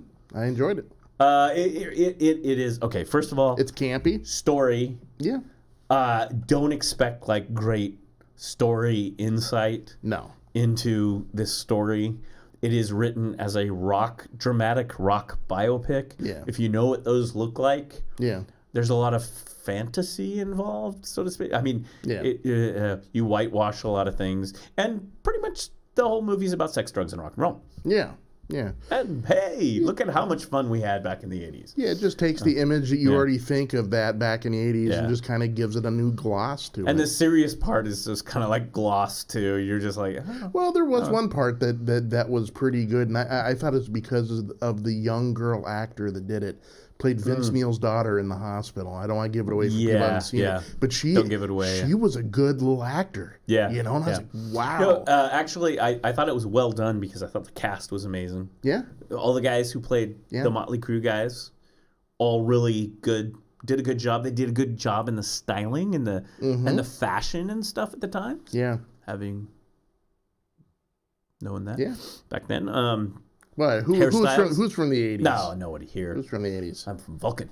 I had that bowl haircut in the 80s. Isn't that a nightclub on Sunset and Vine? Yeah. Club Vulcan. Well, they did show that. They showed the, Whiskey A Go Go. Whiskey A Go Go and all that. Ben Gazzara's club down there. Yeah. Starwood. Yeah. I mean, it was well played. Yeah. Good. I looked up the actors, and most of the actors are all not American. One dude's and I can't remember who all the guys. An Australian guy, a Welsh guy, like the guys who play Motley Crue. Yeah. I don't think any of them are Americans. They're all like British. Except for the English guy that was played by an American. Yeah, I think the one American that I looked up was the guy who plays Ozzy Osbourne is an American comedian. That's great. I know. That's got style right there. Those scenes were kind of silly, but it was. But the criticism I have heard independently from the person I watched it with was that there's drug use a lot, and we're talking about like the intravenous kind of drug use, heroin. Yeah, I can't even anyway. Right. Drugs are bad. But heroin though is like the I don't even like saying that word. H the horse, chasing the snake. But anyway. There's a lot of scenes That's the dark side of that. Yeah. And it's like, okay, one needle scene is good enough. We don't need to keep revealing. One looked just painful. See, I don't watch that. That's it. Yeah. You show me the needles on the program that I'm watching. That's when I turn away. Yeah. I'm gonna have another French fry. I'm done. Oh, hey, pudding. Yeah. No. I mean, I'll go once. I'll go once with a scene like that. But after that, it's like, and I just don't watch them. It can't be gratuitous. Yeah. It's got to be part of a moving scene that moves on. We thought it was a little gratuitous. Yeah. In The Dirt. So just warning. Actually, by the way, this is not family fare. No. This is for adults only. Well, if you're the Addams family, maybe you're the Manson family. But oh God, dude. Well, I'm just saying. I mean, there's families, and then there's anywhere. Families. Sorry, my mind just wandered in a very bad, dark comedy place that we will not go to. Okay. I try to keep it. Yeah. Keep it bright and but happy. I think it took the public perception of what the band sold in the 80s and just kind of did that, glorified it. Yeah, right? Yeah, I think so. Yeah. So people might criticize, "Ooh, it kind of glorified it." It's like, okay, whatever. It was interesting though. I thought it was well done as far as And at the end, they actually show the real people and they show the real band and they show the actors and it's like so. I mean, as far as the whole thing where you're gonna cast people and set this table of maybe what it was kind of like in the 80s in the metal scene in LA, which is its own very petri dish. I mean, it's so much different from any other part of the country. Anyway, so it was worth a watch again. Not the Sunday movie family. Come on, gather the kids around. We're gonna watch The Dirt. You know who I thought was the best casted? Who? Was the guy who does Tommy Lee. I thought he did whoever that actor was did a great job of Tommy Lee. I like the guy. I like actually all the Vince Neil. Yes. Guy. Yeah, that guy was good too. Nikki Sixx, Mick Mars. Yeah. Actually, the guy they cast as Mick Mars. And I looked him up. I've seen him in other things. He's been in television. But here's the weird thing. Okay, get this. When that guy with the long black hair and everything played Mick Mars and his whole like attitude and the way, he looked exactly like a guy I knew in a band in the 80s. Like literally, it wasn't even, it was like, wait a minute. Is this guy I used to know? There's no way, because he's like middle age. He's like, he's like old. He's like was the spitting image of this dude who was in the Portland metal scene. There are some archetypes though that that's a good point, because I think, and Motley Crue was kind of, I think part of their popularity was they had those archetypes. And I think you're absolutely right. Like they go through a whole thing. It's like, and then you could go, did it really happen that way? Who knows? It's a story, right? I've heard some stories. But the whole thing where they go, we need a front man, a singer. Someone is like, someone who'll bring in the ladies or whatever. The golden boy. And then they see Vince Neil playing a pool party and they're like, that's him. Singing like some lame covers or whatever. And they're like, we like him. And like all these girls are around in bikinis and stuff, and they're like, that guy, and it's like, that's the archetype, and that's exactly partly how it worked. I mean, it was like you had the golden boy, you had the serious older kind of musician. Oh yeah, the guy that gets deep in, the outsider that gets deep into the drugs. And then the drummer who's just a kind of a likable sort of kind of dumb jock almost. You put it in that sort of realm, because they spin him as not a very, he's not a dumb guy, but he's just kind of one of those likable sort of not very deep dudes that just roll on with life and they're happy to be there and let's have some fun and party. That's a good point. I think that describes Tommy Lee. Yeah. Not exactly the gal they got. Okay, the gal they cast as Heather Locklear. Who Tommy Lee married. It was like, she was really good. It was like, she kind of looks like Heather Locklear. Yeah. She was probably English too. I mean, it's probably, I don't know, but like I said, most of the dudes in the cast aren't Americans. So. Isn't that great though? When they're doing a scene and they're rolling and everyone's like talking like LA, and then they cut, everyone starts and it's like English, It's like I'm gonna look it up. I'm gonna look it up right for it, because I was fascinated. One of them's from Australia, right? Okay, so the guy Vince or something like that. So the guy who plays the guy you like who plays Tommy Lee. Tommy Lee is Machine Gun Kelly. Yes, right. Who is he's a real musician. A musician. Yeah. Where is he from? I think he just released an album. Let's see. Yeah, he's an American rapper. So he's American. Pete Davidson is in it. Yes, plays the kind of manager. Douglas Booth plays Nikki Sixx. Douglas Booth is an English actor. He's on the BBC. The guy who plays Nikki Sixx. Yeah. What other rock star did he portray in apparently a critically acclaimed biopic? My wife pointed that out. You won't even... Oh, really? Did she know? Yeah. She's like, I've seen him somewhere before. Boy George. The guy who plays Nikki Sixx did a biopic about Boy George. Yeah, because she was like, I've seen him before. That's acting, folks. Yeah. That's acting. That's like, wow, go from... I star as Boy George in a biopic about Boy George. I star as Nikki Sixx in a biopic about Nikki Sixx and the Motley Crue. Yeah, it's like if you good on you, sir. Yeah, it's like doing Elton John and then going straight to Alice Cooper. It's like jazz musicians today, young jazz musicians. They're so scary good, like at their instruments and what they do. And it's like really young actors. They're so scary good. But anyway, Douglas Booth played Nikki Sixx. Played Boy George in the BBC Two film Worried About the Boy. Great Expectations. Daniel Webber played Vince Neil. What's Daniel Webber's thing? I liked him. Daniel Webber is an Australian actor. Yeah. So the guy who plays Vince Neil. I thought he did a good job as Vince Neil. He did, too. Yeah. And Ewan, I don't have my Welsh on me. He's the Welsh guy. Hang on a second here. I've seen him somewhere before. He was on another series. I don't know how you pronounce his name. Iwanrheon.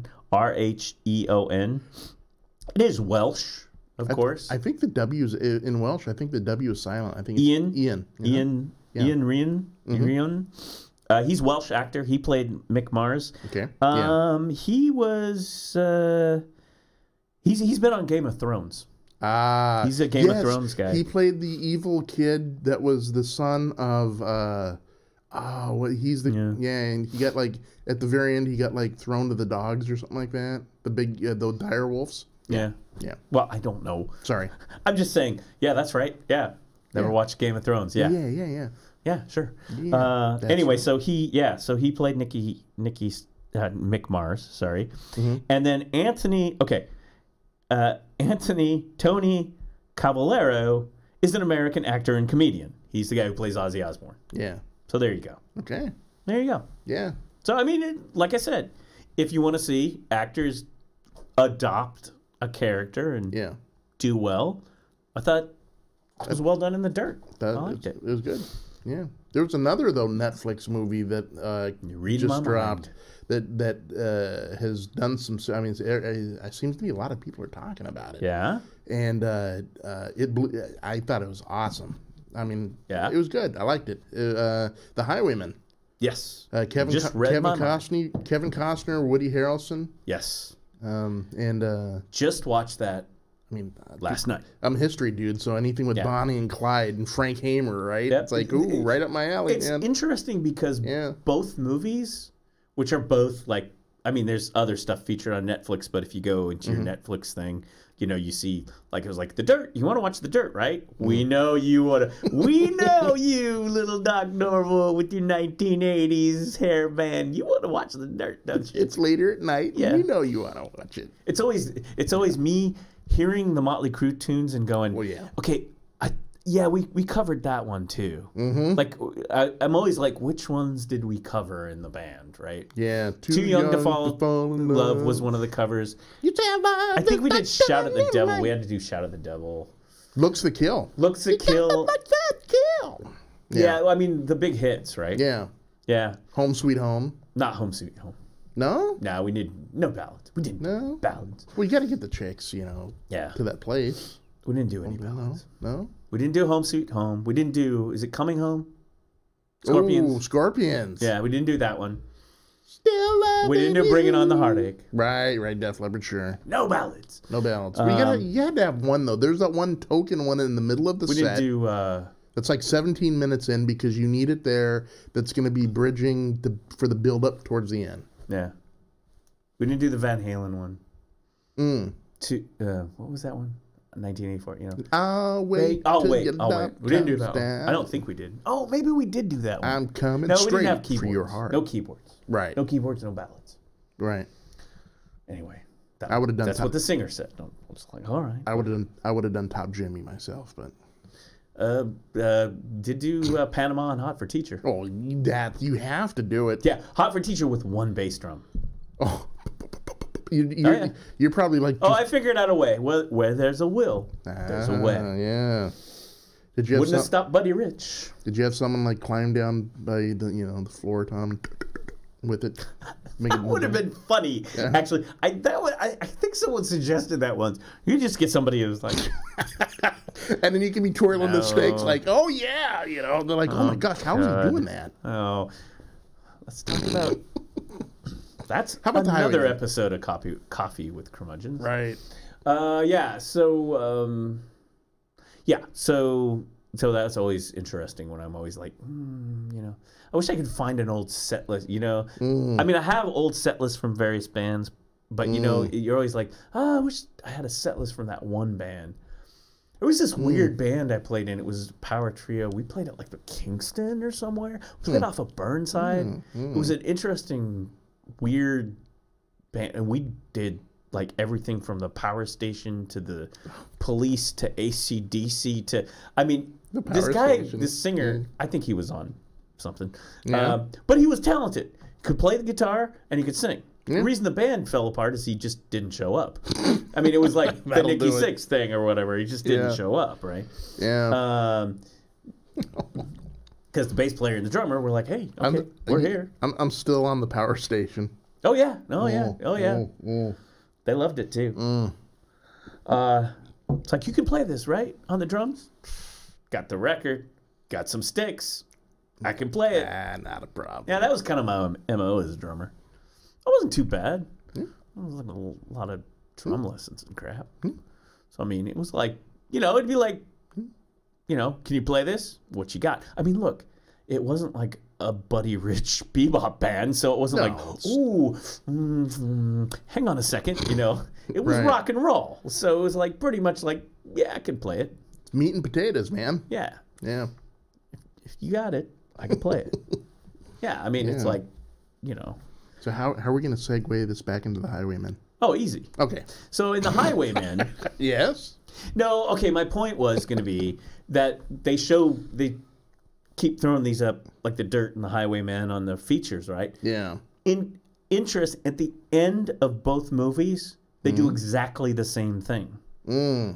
Because both movies portray real people in real life. Yeah. So at the end of the Dirt, and it's no spoilers, you actually, you see like a little clip of Nikki Sixx, and you see the corresponding actor. We know what happens with Motley Crue. McMars, that guy from the Welsh guy. Yeah. From Wales. Yeah. Good actor, right? So in the Highwayman, it's Kevin Costner. Yes.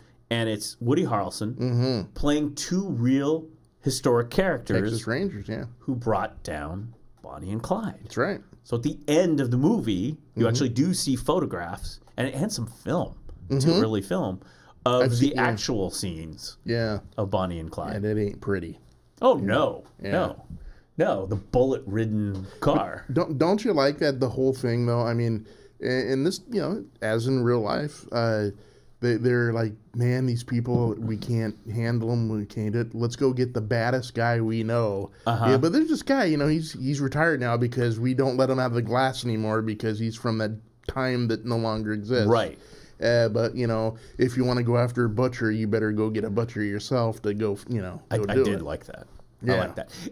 Okay, so if you are at all a fan of one of my favorite movies, Brian De Palma's The Untouchables, which stars a young Kevin Costner and an old Sean Connery. Yes. That's the Chicago way. You're right. Who I believe he won the Academy Award for that role. I believe so. With one of the best musical soundtracks by Morricone. Yeah, the great. Exactly. Exactly. That was Mamet, right? Yeah. David Mamet? No, Ennio Morricone. I thought maybe helped wrote something. Ennio Morricone. Never mind. Is the Untouchables. No, I'm talking about story-wise. But also the... David Mamet. Yeah, Mamet. Script by David. I always say Mamet, but... Yeah, Mamet, David, script by David Mamet. Yeah. I thought you were talking about the music. Yeah, I'm sorry, I got sidetracked. But the music, yes, the composer of spaghetti westerns, all that. Great. Oh, yeah. Love that movie, The Untouchables. So, kind of getting an old vibe, getting the band back together as Kevin Costner stars with Woody Harrelson as the highwayman, the lawman going after. And I love the period. It's dirty, gritty Depression era. You know, Dust Bowl, Texas. Dust Bowl. You're right. Texas, Kansas, Oklahoma, and stuff. And it's the Dust Bowl. Yeah, and that's why I thought they really did a good job with the movie. I mean, they gave you that feel. Yeah, they did. You know, it's like they ooh, did. You know. That must have been a very hard place. The only technical question that came up that kind of like was scratching the head is, okay, they're in a car, and Bonnie and Clyde are, of course, have a car, and they're driving around, and they're driving hundreds and hundreds of miles between Texas, Kansas, up to Iowa, all these places on the one highway, right? This is 1934? Yeah. And you didn't get a sense of distance. Yes. Because it was like, that seems like an awfully far way to drive in your 1934 Ford. And by the way, where were the gas stations that you'd need to like gas up in when you went 400 miles and all that? Like people, to me, when I think of that time period, yes, their cars existed, people had cars, but a lot of people didn't have cars. Right. And if you traveled a long distance from city to city, you're probably not road tripping it. You're getting on a train. Yeah. You're getting on a train. Yeah. That's the main way to go long distances in that time period, not planes. Outside of a big city, good luck trying to find an auto mechanic. Yeah. At that time. And so that was the only thing that was kind of like we're scratching our head going, well, except for my grandfather. He was an auto mechanic. Well, I know, but I mean, they did have a couple gas station scenes, but it's like how many gas stations are from Dallas to Iowa or wherever they're going where they're drawing out. It's like seems to me like they have to stop. There's even one scene because Barrow's dad was a mechanic, right? And he owned like the service station, according to the movie. Yeah, and even in the movie, they got a map and they're trying to figure out where Bonnie and Clyde are going. Yeah, and even then, it's like at one point he goes, "Wow, they traveled 400 miles." They figure out that they're not where they think they are. Yeah. And it was like, how long did that take? And they were like, wow, this guy is really driving, And it's like, how long did that take in 1934? Yeah. I mean, and how fast are they going in those cars? I mean, top speed is 50 miles or 60 miles an hour? Maybe. In a Ford, maybe? Maybe I mean, 50. Faster than a Model T, of course. Maybe 50. Yeah, sure. I mean, they said it in the beginning. It was like, Yeah. Anyway, so that was like one thing. Was like, I'm getting a sense of, because boy, it also seems to me that if you're traveling a distance in an old 1934 Ford, you're breaking down on the road. Flat tires. You need flat tires. Lots of flat tires, I would think. And gas. And what about? I mean, heck, I blew a radiator in my Jeep Cherokee once going into Madras into Warm Springs. Yeah. Like going over. Luckily, I could wheel it in. Yeah. Sheriff drives up. It's like, how you doing? You need some help? It's like, guess what happened here? Look at this. It's like, well, how far? Well, there's a gas station. If you make it over the thing, if you could just make it over, there's a gas station right as you go into town in Madras. I'm like, okay, we're gonna try. And he's like, well, I'll keep an eye on you, and if you need help, I'll be around. We can get a tow or whatever. It's like we're gonna try to cool it off and make it in there. My radiator blew. Like this is like a 1990s, Jeep Cherokee. Yeah. In like the 1990s. Yeah. So I mean, it's like thinking about that. Yeah. I was kind of like, in a 1934 Ford. Yeah, well, I mean, people driving around. I don't know. I want to actually look into that historically because I'm real curious. It was like, because road trips, Yeah, and people did. I mean, it was the Great Migration, so I mean, people were moving, but I mean, look, Jeff never hear about Clapton, when they roll into Hollywood, you know. Oh yeah, they got the that truck barely rolls in. Oh yeah. Right? Yeah. As the story of Jed and his friend, right? Because they got everything strapped up there. Grandma on a rocking chair. Hollywood, you know. Movie stars. Movie stars. Yeah. I mean, come on. Well, next thing you know, Jed's a millionaire. I know. Exactly. Folks say, hey, get away from there. Exactly. So California is the place you want to be, man. So he got his family and they moved to Beverly. That's right. Yes. But I mean, you saw the car that he rolls in on, right, at the beginning of the opening credits. It's on its last leg. Yeah. I mean, you know, he's going to be getting a brand new Ford, but you know, that truck barely is. And Drysdale saw him coming a mile away. Oh yeah, man. Mr. Drysdale. Yeah. Anyway, yeah, but that was the only thing that I kept thinking historically, like, what are these road trips like? Yeah. And how long did it take? And obviously, it's a movie compressed into a couple hours. I don't know. It's like 2 hours, 2.5 hours, so you something like that. So you got to suspend your disbelief. And so obviously, you got to compress time. Yeah. But that was the only thing that I was trying to get a sense of is the distances. Because, boy, you know, 1 minute they're in Dallas, and then the next minute they drove to Kansas. Iowa. And then it's kind of like an oval sort of, and they're moving back down. I mean, I believe that, you know, there seems to be some historical accuracy. Yeah. It's been a long time since I looked into the early gangsters, Bonnie and Clyde. Me too, yeah. Dillinger, those folks, the Dust Bowl guys. That would be an interesting show sometime down the line that we talk about all of the Depression, Dust Bowl era. I've... all those. Pretty Boy Floyd. I was saying... Babyface Nelson. Yeah, there was John Dillinger. There was a really good documentary. I thought Ken Burns had done something like this, but maybe not. I got to look that up. I got to look it up too. There was a good documentary series about outlaws, and it kind of, I think it starts with like Billy the Kid and all that. But I mean, it was a series and gets into Butch Cassidy, very long. Yeah. Thing about Butch Cassidy, and then kind of progresses into Bonnie and Clyde, and because it is kind of, and this movie, Jesse James, The Highwaymen, addresses this really well. Yeah, because these outlaws, remember this is during the Depression, right? Mm-hmm. The Dust Bowl, the Depression. They became, well, because of yellow journalism, really, anti-heroes. They became anti-heroes. They became folk heroes. Yep. Oh, they just robbed from the banks or whatever that are closing down our farms, They're sticking it to the man. They're sticking it to the man. Yeah. And, of course, they address this in The Highwaymen. I mean, Kevin Costner keeps going. People who shoot people in the face and kill them in cold blood are not heroes. Right. I mean, you know, and man, I'm telling you, for my money, Costner, if you watch The Untouchables, playing Elliot Ness, Costner can play that all-American hero, God and country. All day long. Apple pie and coffee. Yep. You know?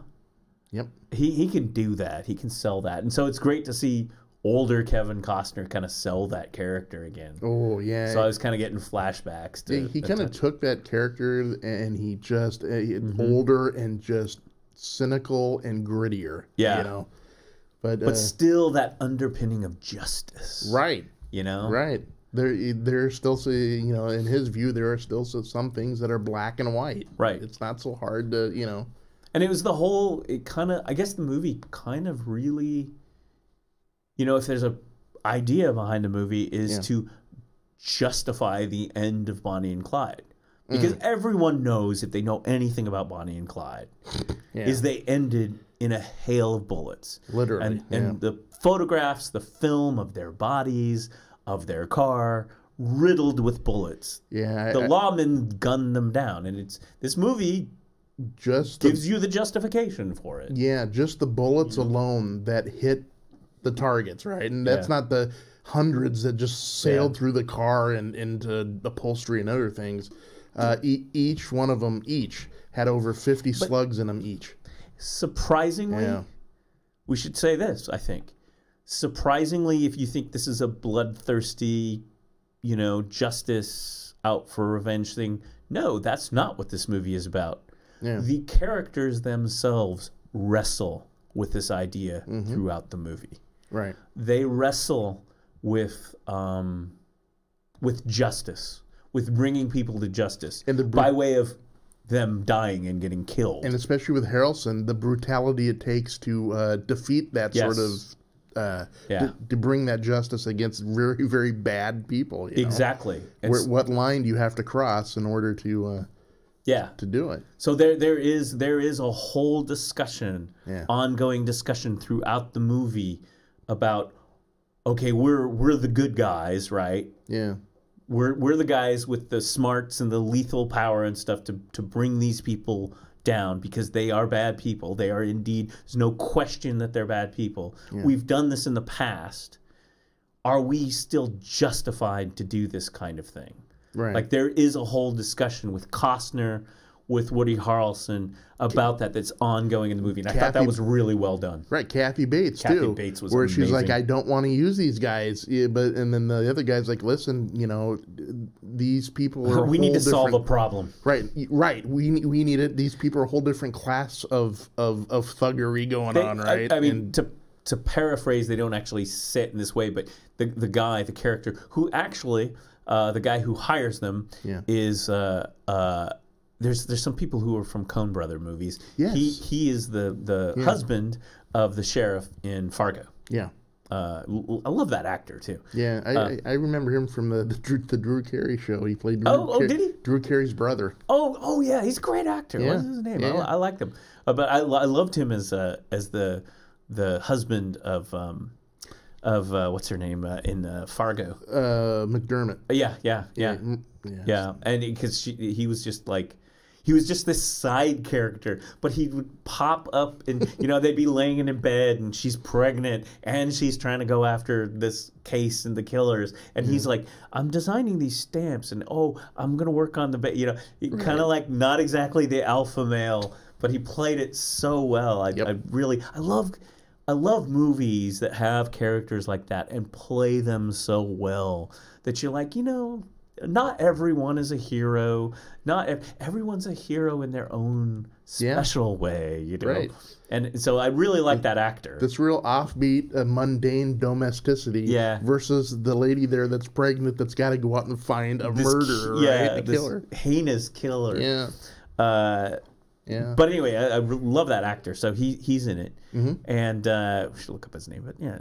But that whole morality throughout this discussion and of in this movie, and I really like that. Really like that a lot. Throw in the changing of the guard too. It's a different generation. We don't want to use these old guys who were brutal in the old days. You know, we're now more genteel. We're more we're more refined. But the people you're going after are not genteel and they're not refined. And well, you know sometimes you got to. So we get thumbs up for The Highwayman? I do. A very good movie. Yeah. Yep. Did you think it was too violent? I didn't think it was all that violent, actually. No, the reason why I didn't think it was too violent is because the whole story of that and how it goes down, it is in and of itself very violent. I mean, you can't sugarcoat it. But that's really, no spoilers. Where do you think the movie ends? Right. Yeah. I mean, if you're going into this movie, unless it's like, I know nothing of Bonnie and Clyde, Oh, they're just star-crossed lovers going across the country. Although, at least watch the Faye Dunaway, Warren Beatty, Bonnie and Clyde from the late 60s once for that end scene. Yeah. The squid, that and Sonny getting gunned down at the toll booth in The Godfather back in the 60s and the 70s where they were experimenting with squibs, which are little explosive devices that they put on your body with hopefully like things behind it, and they so many little charges that blow up pockets. Of little blood. Firecrackers on you with pockets of fake blood behind them, little firecrackers that would go off, which would explode the blood, and then they'd actually go through the actor's costume, and they'd like make it so that it was easy to rip, so it would blow through, and they'd put them behind like something to protect them so they wouldn't get burned and explode, and they'd wire the actor up, and then there was your scene of the actor getting all shot up. Yeah. According to many actors, it hurt a lot. I bet. It probably like. I think James Caan said that when he did that scene in Godfather, it was not bruises. Yeah, it was not fun to feel. Yeah. I think.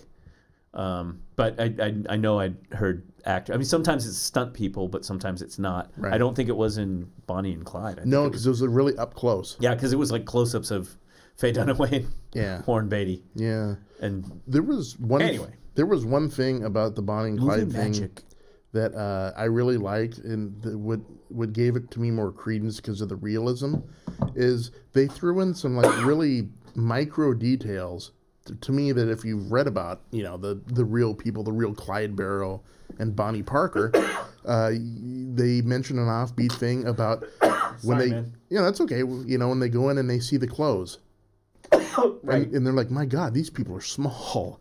It was true. She was like barely 5 foot, and everyone's got this thing of Barrow as being some big, tall bruiser. Clyde Barrow, I think, in his shoes was maybe 5'5". Right. Neither one of them were these real imposing that you think towering people crisscrossing the country. Going on multi-state killing sprees, and these diminutive 5 foot. Church mouse almost. Well, I mean, people were kind of small back, generally. Yeah. But I think that part was kind of played up to, they were larger than life people, which in real life they were tiny. It was interesting too, because I think it's Woody Harrelson goes, or one of them, I think it's Woody. He looks at the clothes and he goes, "Wow, she's real tiny." Yeah. And then it's like he lays out and is like, "Wow, he's real tiny too." It's like, wow, Yeah, because you have this. How old were they?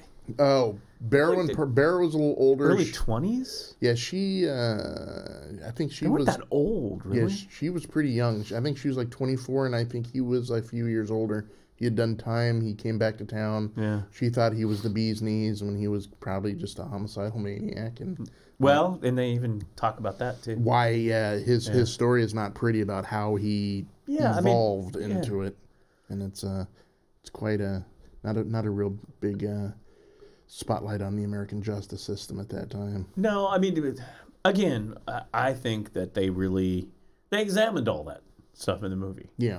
Like they examined the whole thing, justice, this, and that, and that's made it good. I would watch it again. I would too. Yeah. I might watch it again. Yeah, wife hasn't seen it. I'll probably sit there and watch it with her again because I liked it. Well, yeah, I like that kind of movie anyway, and so if it's well done, well filmed, well done. And somewhat faithful to like the history books and what you know of how it went, but a good little inroad what Hamer would have been like, right? This guy that's folks, the Texas Rangers weren't exactly the very polished cop on the corner, giving. Well, they get into that too. Yeah, I mean, they address all that stuff is on the page. Yeah. In this movie, they actually, that's discussed too. Yeah. In some detail. Oh yeah. Because they're even there, like maybe we weren't such, Well, that's why they got rid of them for, I think, 28, 29 years. There's a window where there was none because they thought, well, these guys are just as bad as the people that are going after. Right. Yeah. Well, like a posse. Basically, yeah. Yeah. And of course, then the history is that after this Bonnie and Clyde and everything, they reinstated the Texas Rangers. And one of the characters, I'm not going to spoil which one, but one of the characters in the Highwaymen actually goes back. And goes back to the Texas Rangers and then retires as a Texas Ranger. I thought it was very interesting. Yeah. The Bonnie and Clyde stuff is not fresh in my head historically, even though I have researched, I've read about it. Yeah. So I was not sure of all the historical accuracy, but the movie came off it seemed accurate.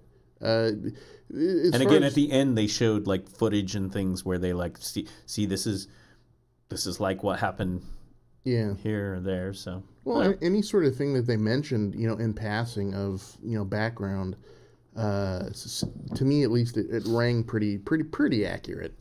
Like they got the Louisiana right. But they even, the attention to detail enough to where, I mean, they even mention in the movie the weight and height of these people that, that you wouldn't really know unless you really read about it, And a lot of it's is procedural. Yes. A lot of it is it's not. It's the chase. Yeah, it's the chase, and it's procedural. They're sitting there, they've got a map, and they're going places like, where are these... basically, we need to go find them before we bring them to justice. And so it's like, where do we find them? You know?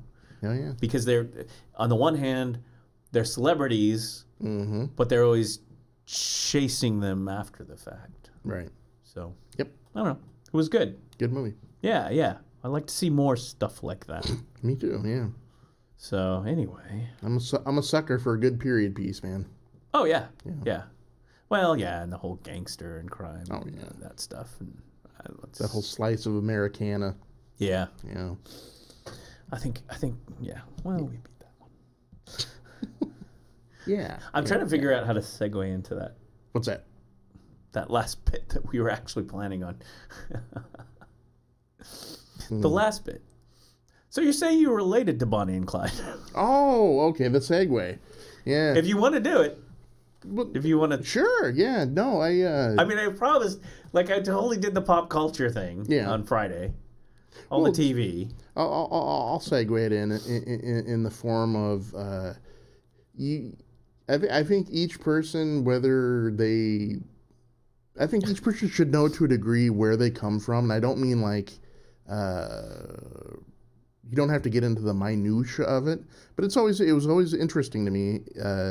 Where the family tree went, right? Not just the father and the grandfather, right, but beyond that, and especially because there was an Allen family mystery that's still a mystery to this day. Eventually, I'll get beyond it because I have to send away for military records, and that can be kind of... So you're doing genealogy, right? Genealogy, yes. Are you doing... Okay, let me ask you... Yeah. Let me ask you a question. Let me interview. Are you doing this ancestry and all that DNA stuff? Have you gone that far? You know what? It's our anniversary, I think. She bought me the DNA kit. Yeah, and I had some qualms at first because I'm like, do I really want to send these people my DNA and they're gonna have it on the record and it's gonna be sold to the government and then they're gonna. But then it suddenly hit me. They probably. I mean, I was in the Army. They got it anyway. Oh, good point. They do. That's. Yeah. There's nothing, they get samples of the hair and they got, the blood type and samples and DNA and all that fun stuff. I mean, do they keep it on record? I don't know. They probably didn't have DNA tests. No, they don't keep it on record at all. Yeah.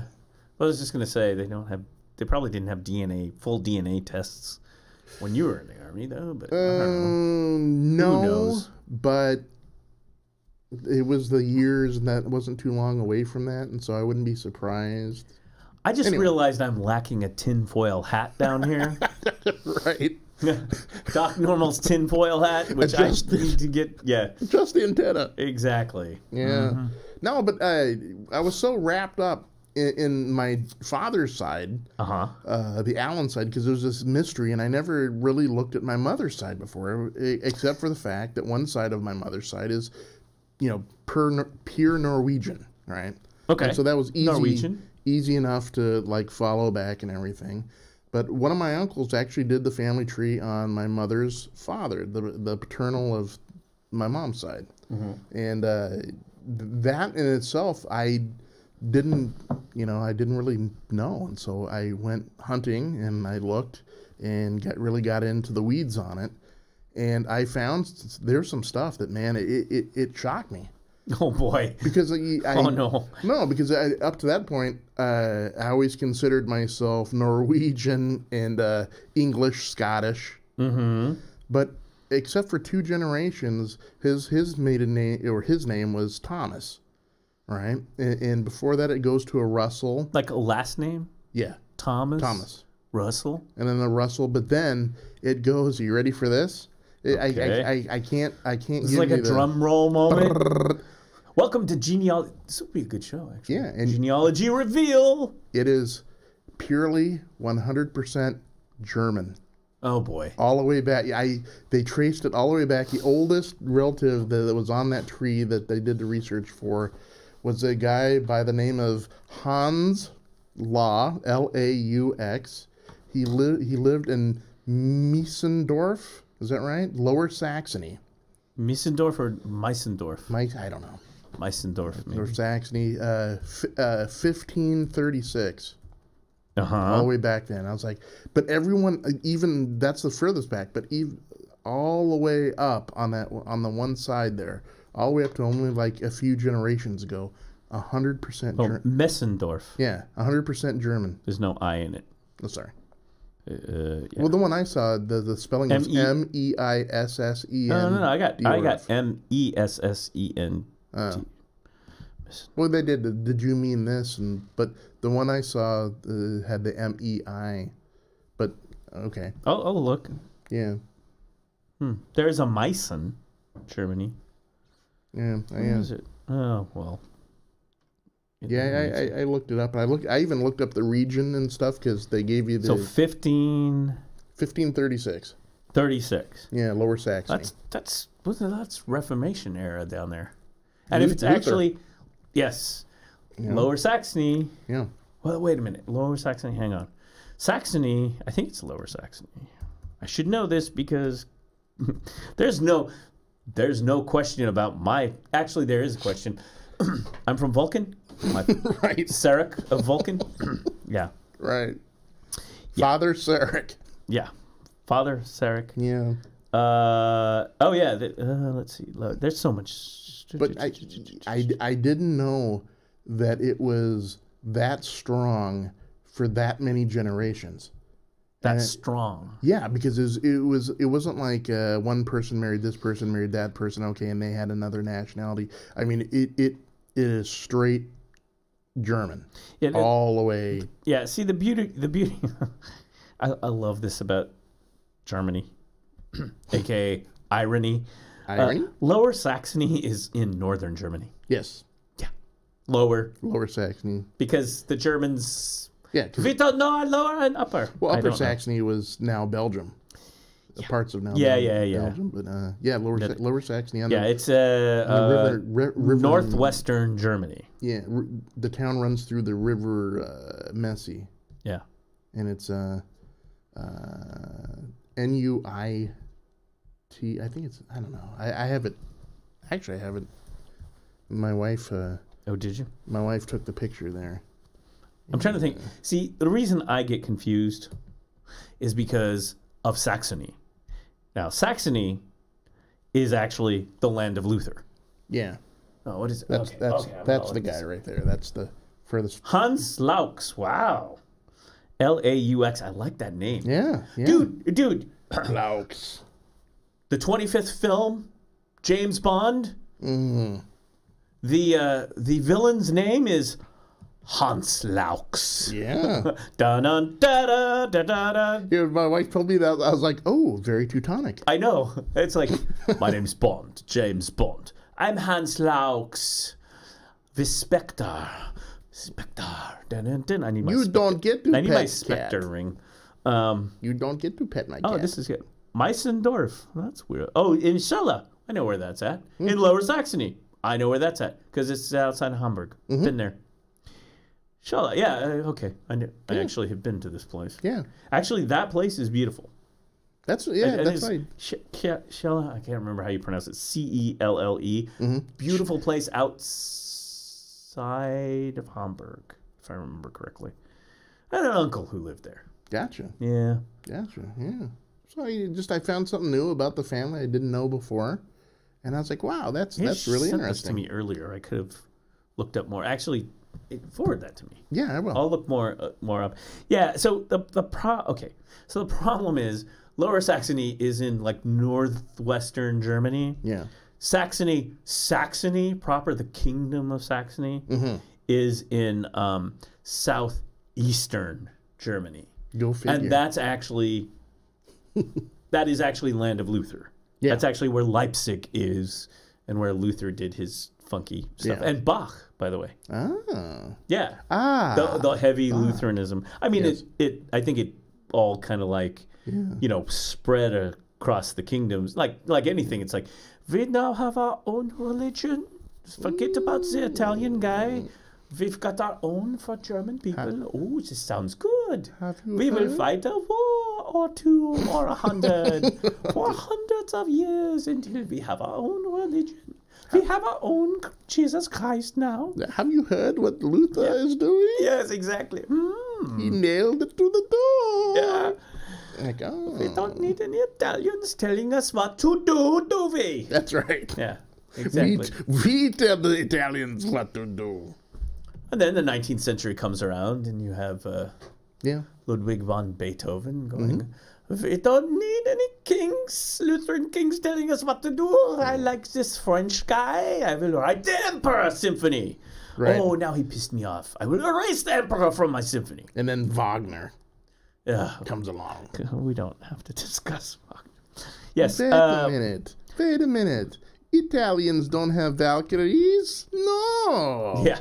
They got Toga Boys. We got Valkyries.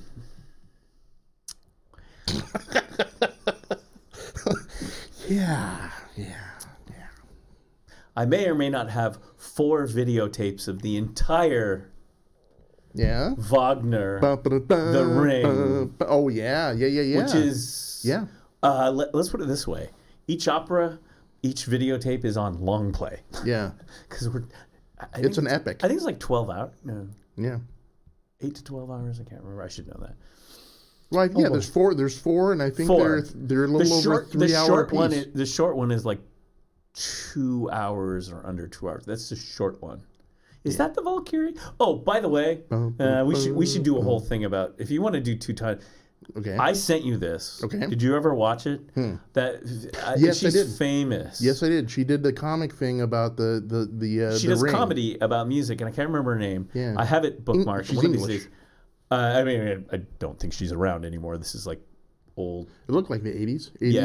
Maybe early She does 90s. She's like a musician and does music, but she kind of does this comedic thing. She basically gives a 10-minute talk on what Wagner and the Ring and everything is about. She actually tells the story and plays little snippets of and it's absolutely hilarious. It's funny, because it is an interesting story. I mean, it's Teutonic legend stuff. If you like British humor, it's right in your wheelhouse. People like coming into existence out of people's Teutonic helmets and crap like that. Wasn't that Brunhilde, I think? Yes. And the Valkyries, who are a very noisy bunch, I think she says. Right. Anyway. So Saxony, what I call the real Saxony. Mm-hmm. You can take your lower Saxony and shove it in your... Why do you think they call it lower? Exactly. Because it is lower. No, Saxony is Dresden and Leipzig. Yeah. Capital is Dresden and Leipzig. And lower Saxony is what, Hanover? And that's where, Hanover. That's what I was thinking, actually. Yeah. Sorry, Hanover. It's Hanover that was outside of Shell. Not Hamburg, but Hanover. You know the one that place got firebombed and... Anyway. Yes, actually. No, you're right. Yeah. I'm sorry. I said Hamburg. Oh, no. I meant Hanover, which is that place is outside of Hanover. Yeah. Jason, if you give me some time, I will present. I will go in a bucket and give you flags of these places, coats of arms. Because I'm so intrigued because it wasn't just like one uncle somewhere that had come from Germany. I mean, there is generation after generation after generation, goes all the way back into the Middle Ages, and I was like, wow, I did not know that I had that strong of a bloodline up until Lower Saxony. And so interested. Yeah, it's interesting. I have a hard time. They got a cute little castle out there. It's a cute little place. How do we pronounce it? Oh, by the way, I should know. When I get my DNA results back, I'll present them to you, and see what it is. Should be interesting. Schiller. Maybe. I don't know. Yeah. That's kind of how you might pronounce it. Yeah, as a town and capital of the district in Lower Saxony, Germany. It's a cute place. Yeah, yeah. If I recall, not far out from Hanover, Germany. Nice little coat of arms, too. Interesting. Like a little castle and a little lion and all that stuff. That's the other thing about this. When you find that stuff, especially in Germany, coat of arms everywhere. Every little town, like every little place has their own like little special coat of arms and whatnot. They took their heraldry seriously there. Yeah, yeah. Oh, yeah. The little kingdoms and stuff. But what do you think that is? I mean, as a history guy, is it because tribal, clannish? Well, this is our family crest. This is who we are. That was the early days, like maybe like Roman times, but really Germany was like remember Germany, a gigantic mass of little kingdoms. Yeah. Like little towns and little kingdoms. Duchies or what are they called? Yeah. A tiny bit. And that was the whole thing. That was like that was this whole like weird thing about the Germanic the Germanic people. Yeah. And it's interesting because there's different dialects for different areas. In fact, up there they speak a different dialect. So it would be kind of different in the speaking. But there was this Pan-Germanic. How do I describe it? It's like Americans. It's like, well, I'm from the South. I'm from Alaska. But we're Americans. Damn it. We're all, and we're actually culturally very kind of different. We're kind of Americans. But there was like this cultural tie among the German, which comes from the pre-Roman tribal period. The Saxons and the Germans, right? And then with the Reformation and Lutheranism and all that, I think it got even stronger because they started adopting Protestantism. Yeah. So then it was like, hey, we're not even like associated with those guys down in Italy anymore. But very geocentric, right? I mean, each place had its own autonomy almost. Here's my little colloquial take on that history. Imagine, if you will. Oh, you got to do it in the voice of Rod Serling. Imagine, if you will. No, I mean, if you're like a peasantry or maybe a bourgeoisie, a middle class of the time, middle agent, a merchant. Yeah, and maybe you travel between different places, and of course you're traveling between this duchy and this kingdom and then this and this. Rhineland area. Yeah, but maybe you're generally kind of speaking the same language. And also remember, was it the Gutenberg Bible too? Which was kind of like, people forget that like the whole Christian religion and all that actually I'd almost say part of the, forget about religion, forget about mysticism and all that crap. Part of the use of that was to bring together culture into one place. Yes. So the Bible was maybe the only printed work in your town. Right, and if you were lucky enough to learn to read, what did you learn to read? What was written in that Bible? Right. I mean, up to that, it was all Latin, and the only people that knew how to read that was good point. Priests and monks. Okay, so good point. And the nobility. No, great point. Yeah. That's playing into my point here. So when you suddenly start scribing or printing, I can't remember. It might have been with the introduction of the printing press, actually, unless the scribe. When you start translating and then distributing Bibles throughout other kingdoms that are written in the colloquial German as opposed to Latin, all of a sudden people's thought processes start thinking, well, German. Yeah. Literally, like, not those guys down there in Italy, not the Latin. Right. We're not Romans. Right. We're not this. We are German folk. I mean, this ties into a lot of stuff that then happens in the 20th century. But the 19th century as well. Oh, yeah. And that's kind of the engine that propels Napoleon Bonaparte, who then starts invading everywhere. And he ends up, if I remember, promising that, hey, I'm going to liberate you from your little petty kingdoms and your little all these little like petty. And remember, there's always like you'd go from, I'm going from Kingdom X to Kingdom Y to meet with German merchants and counterparts. But by the way, taxes to this dude here and this dude here, right? Right. In fact, I may be even tempted to go back even further. You okay? Yeah. How about Charlemagne? Oh yeah, and the Holy Roman Empire after the Western Empire breaks down, and the German tribes basically held it together after that. It kind of gravitated north under that, and I know there's Charles Martin people. He's French, but there was a large degree of it was in what is now Germany. Yeah, and especially Again, I'm thinking a little bit past that. Yeah, as Germany ends up finally forming as their own country and empire, as a basically into modern Germany. Sure. Just like France, here's Germany, here's Great Britain, here's Spain, where it's like larger entities, because in that time period there were so many small entities, and everyone's like paying this guy and this guy, and of course stuff's getting kicked back to Italy, to Rome, right? And then as those things progressed, I mean, the thing about Napoleon is fascinating, because he kind of came in there with the idea, it's like, I'm going to liberate you guys from all this pettiness, and then you can be homogeny. We can all be one common thing, even though we come from different backgrounds. We can this greater sort of bringing together, and and there's definitely. In pop culture, there's a movie. Gary Oldman plays Beethoven in this movie Immortal Beloved, which I do not have, and I've been wanting to watch it at some point. I saw maybe a half an hour of it, and it's one of those movies that I always wanted to watch because Gary Oldman. It's interesting. Dude. Yeah, I mean, anything he touches is pretty good. So, sorry. No.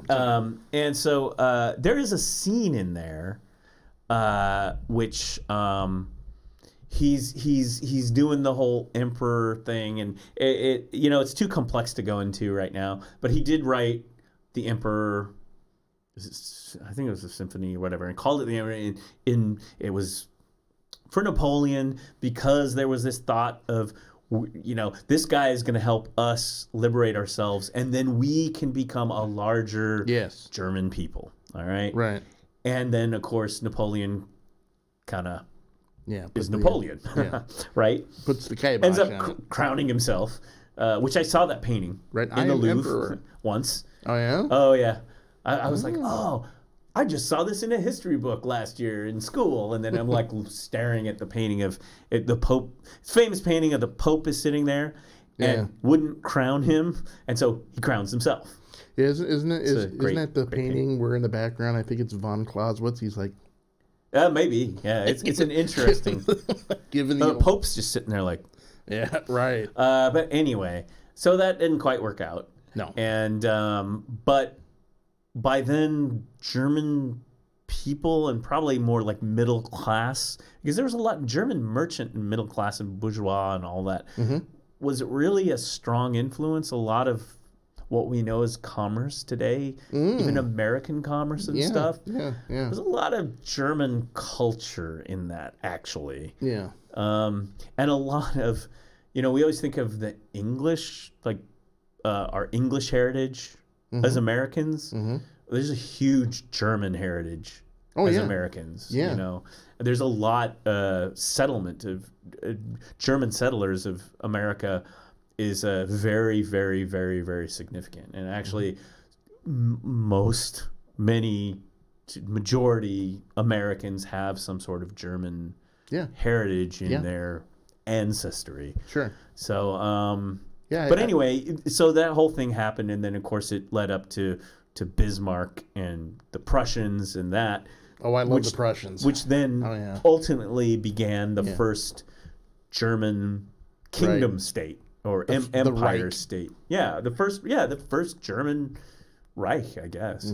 Under, And then I got it, man. And then the little corporal gets a hold of it. Well, yeah. But before you have that, you have the Kaiser. Yeah. And you have like World War I, which is a real it's a family fight. Oh yeah. And that's a heck you think World War II was bad. You just the whole this lady who wrote this woman, this author wrote this wonderful, and I've seen her like on YouTube interviews. Yeah. She's like an expert on Nicholas. Yeah. And the bloodlines of Nicholas, the Kaiser and King George. King George. Yeah. And they're all cousins. George is the fifth, I think. Yeah, and they're all cousins. Yep. And they're to a certain degree, they're all little they're all a bunch of little... They should have been swatted in the nurseries and corrected, and they run amok now. Yeah. And they're all Queen Victoria's little grandnephews and stuff. The House of Hanover. Yeah.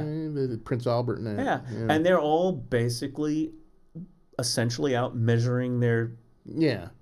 Yes, it's a measuring of manhood.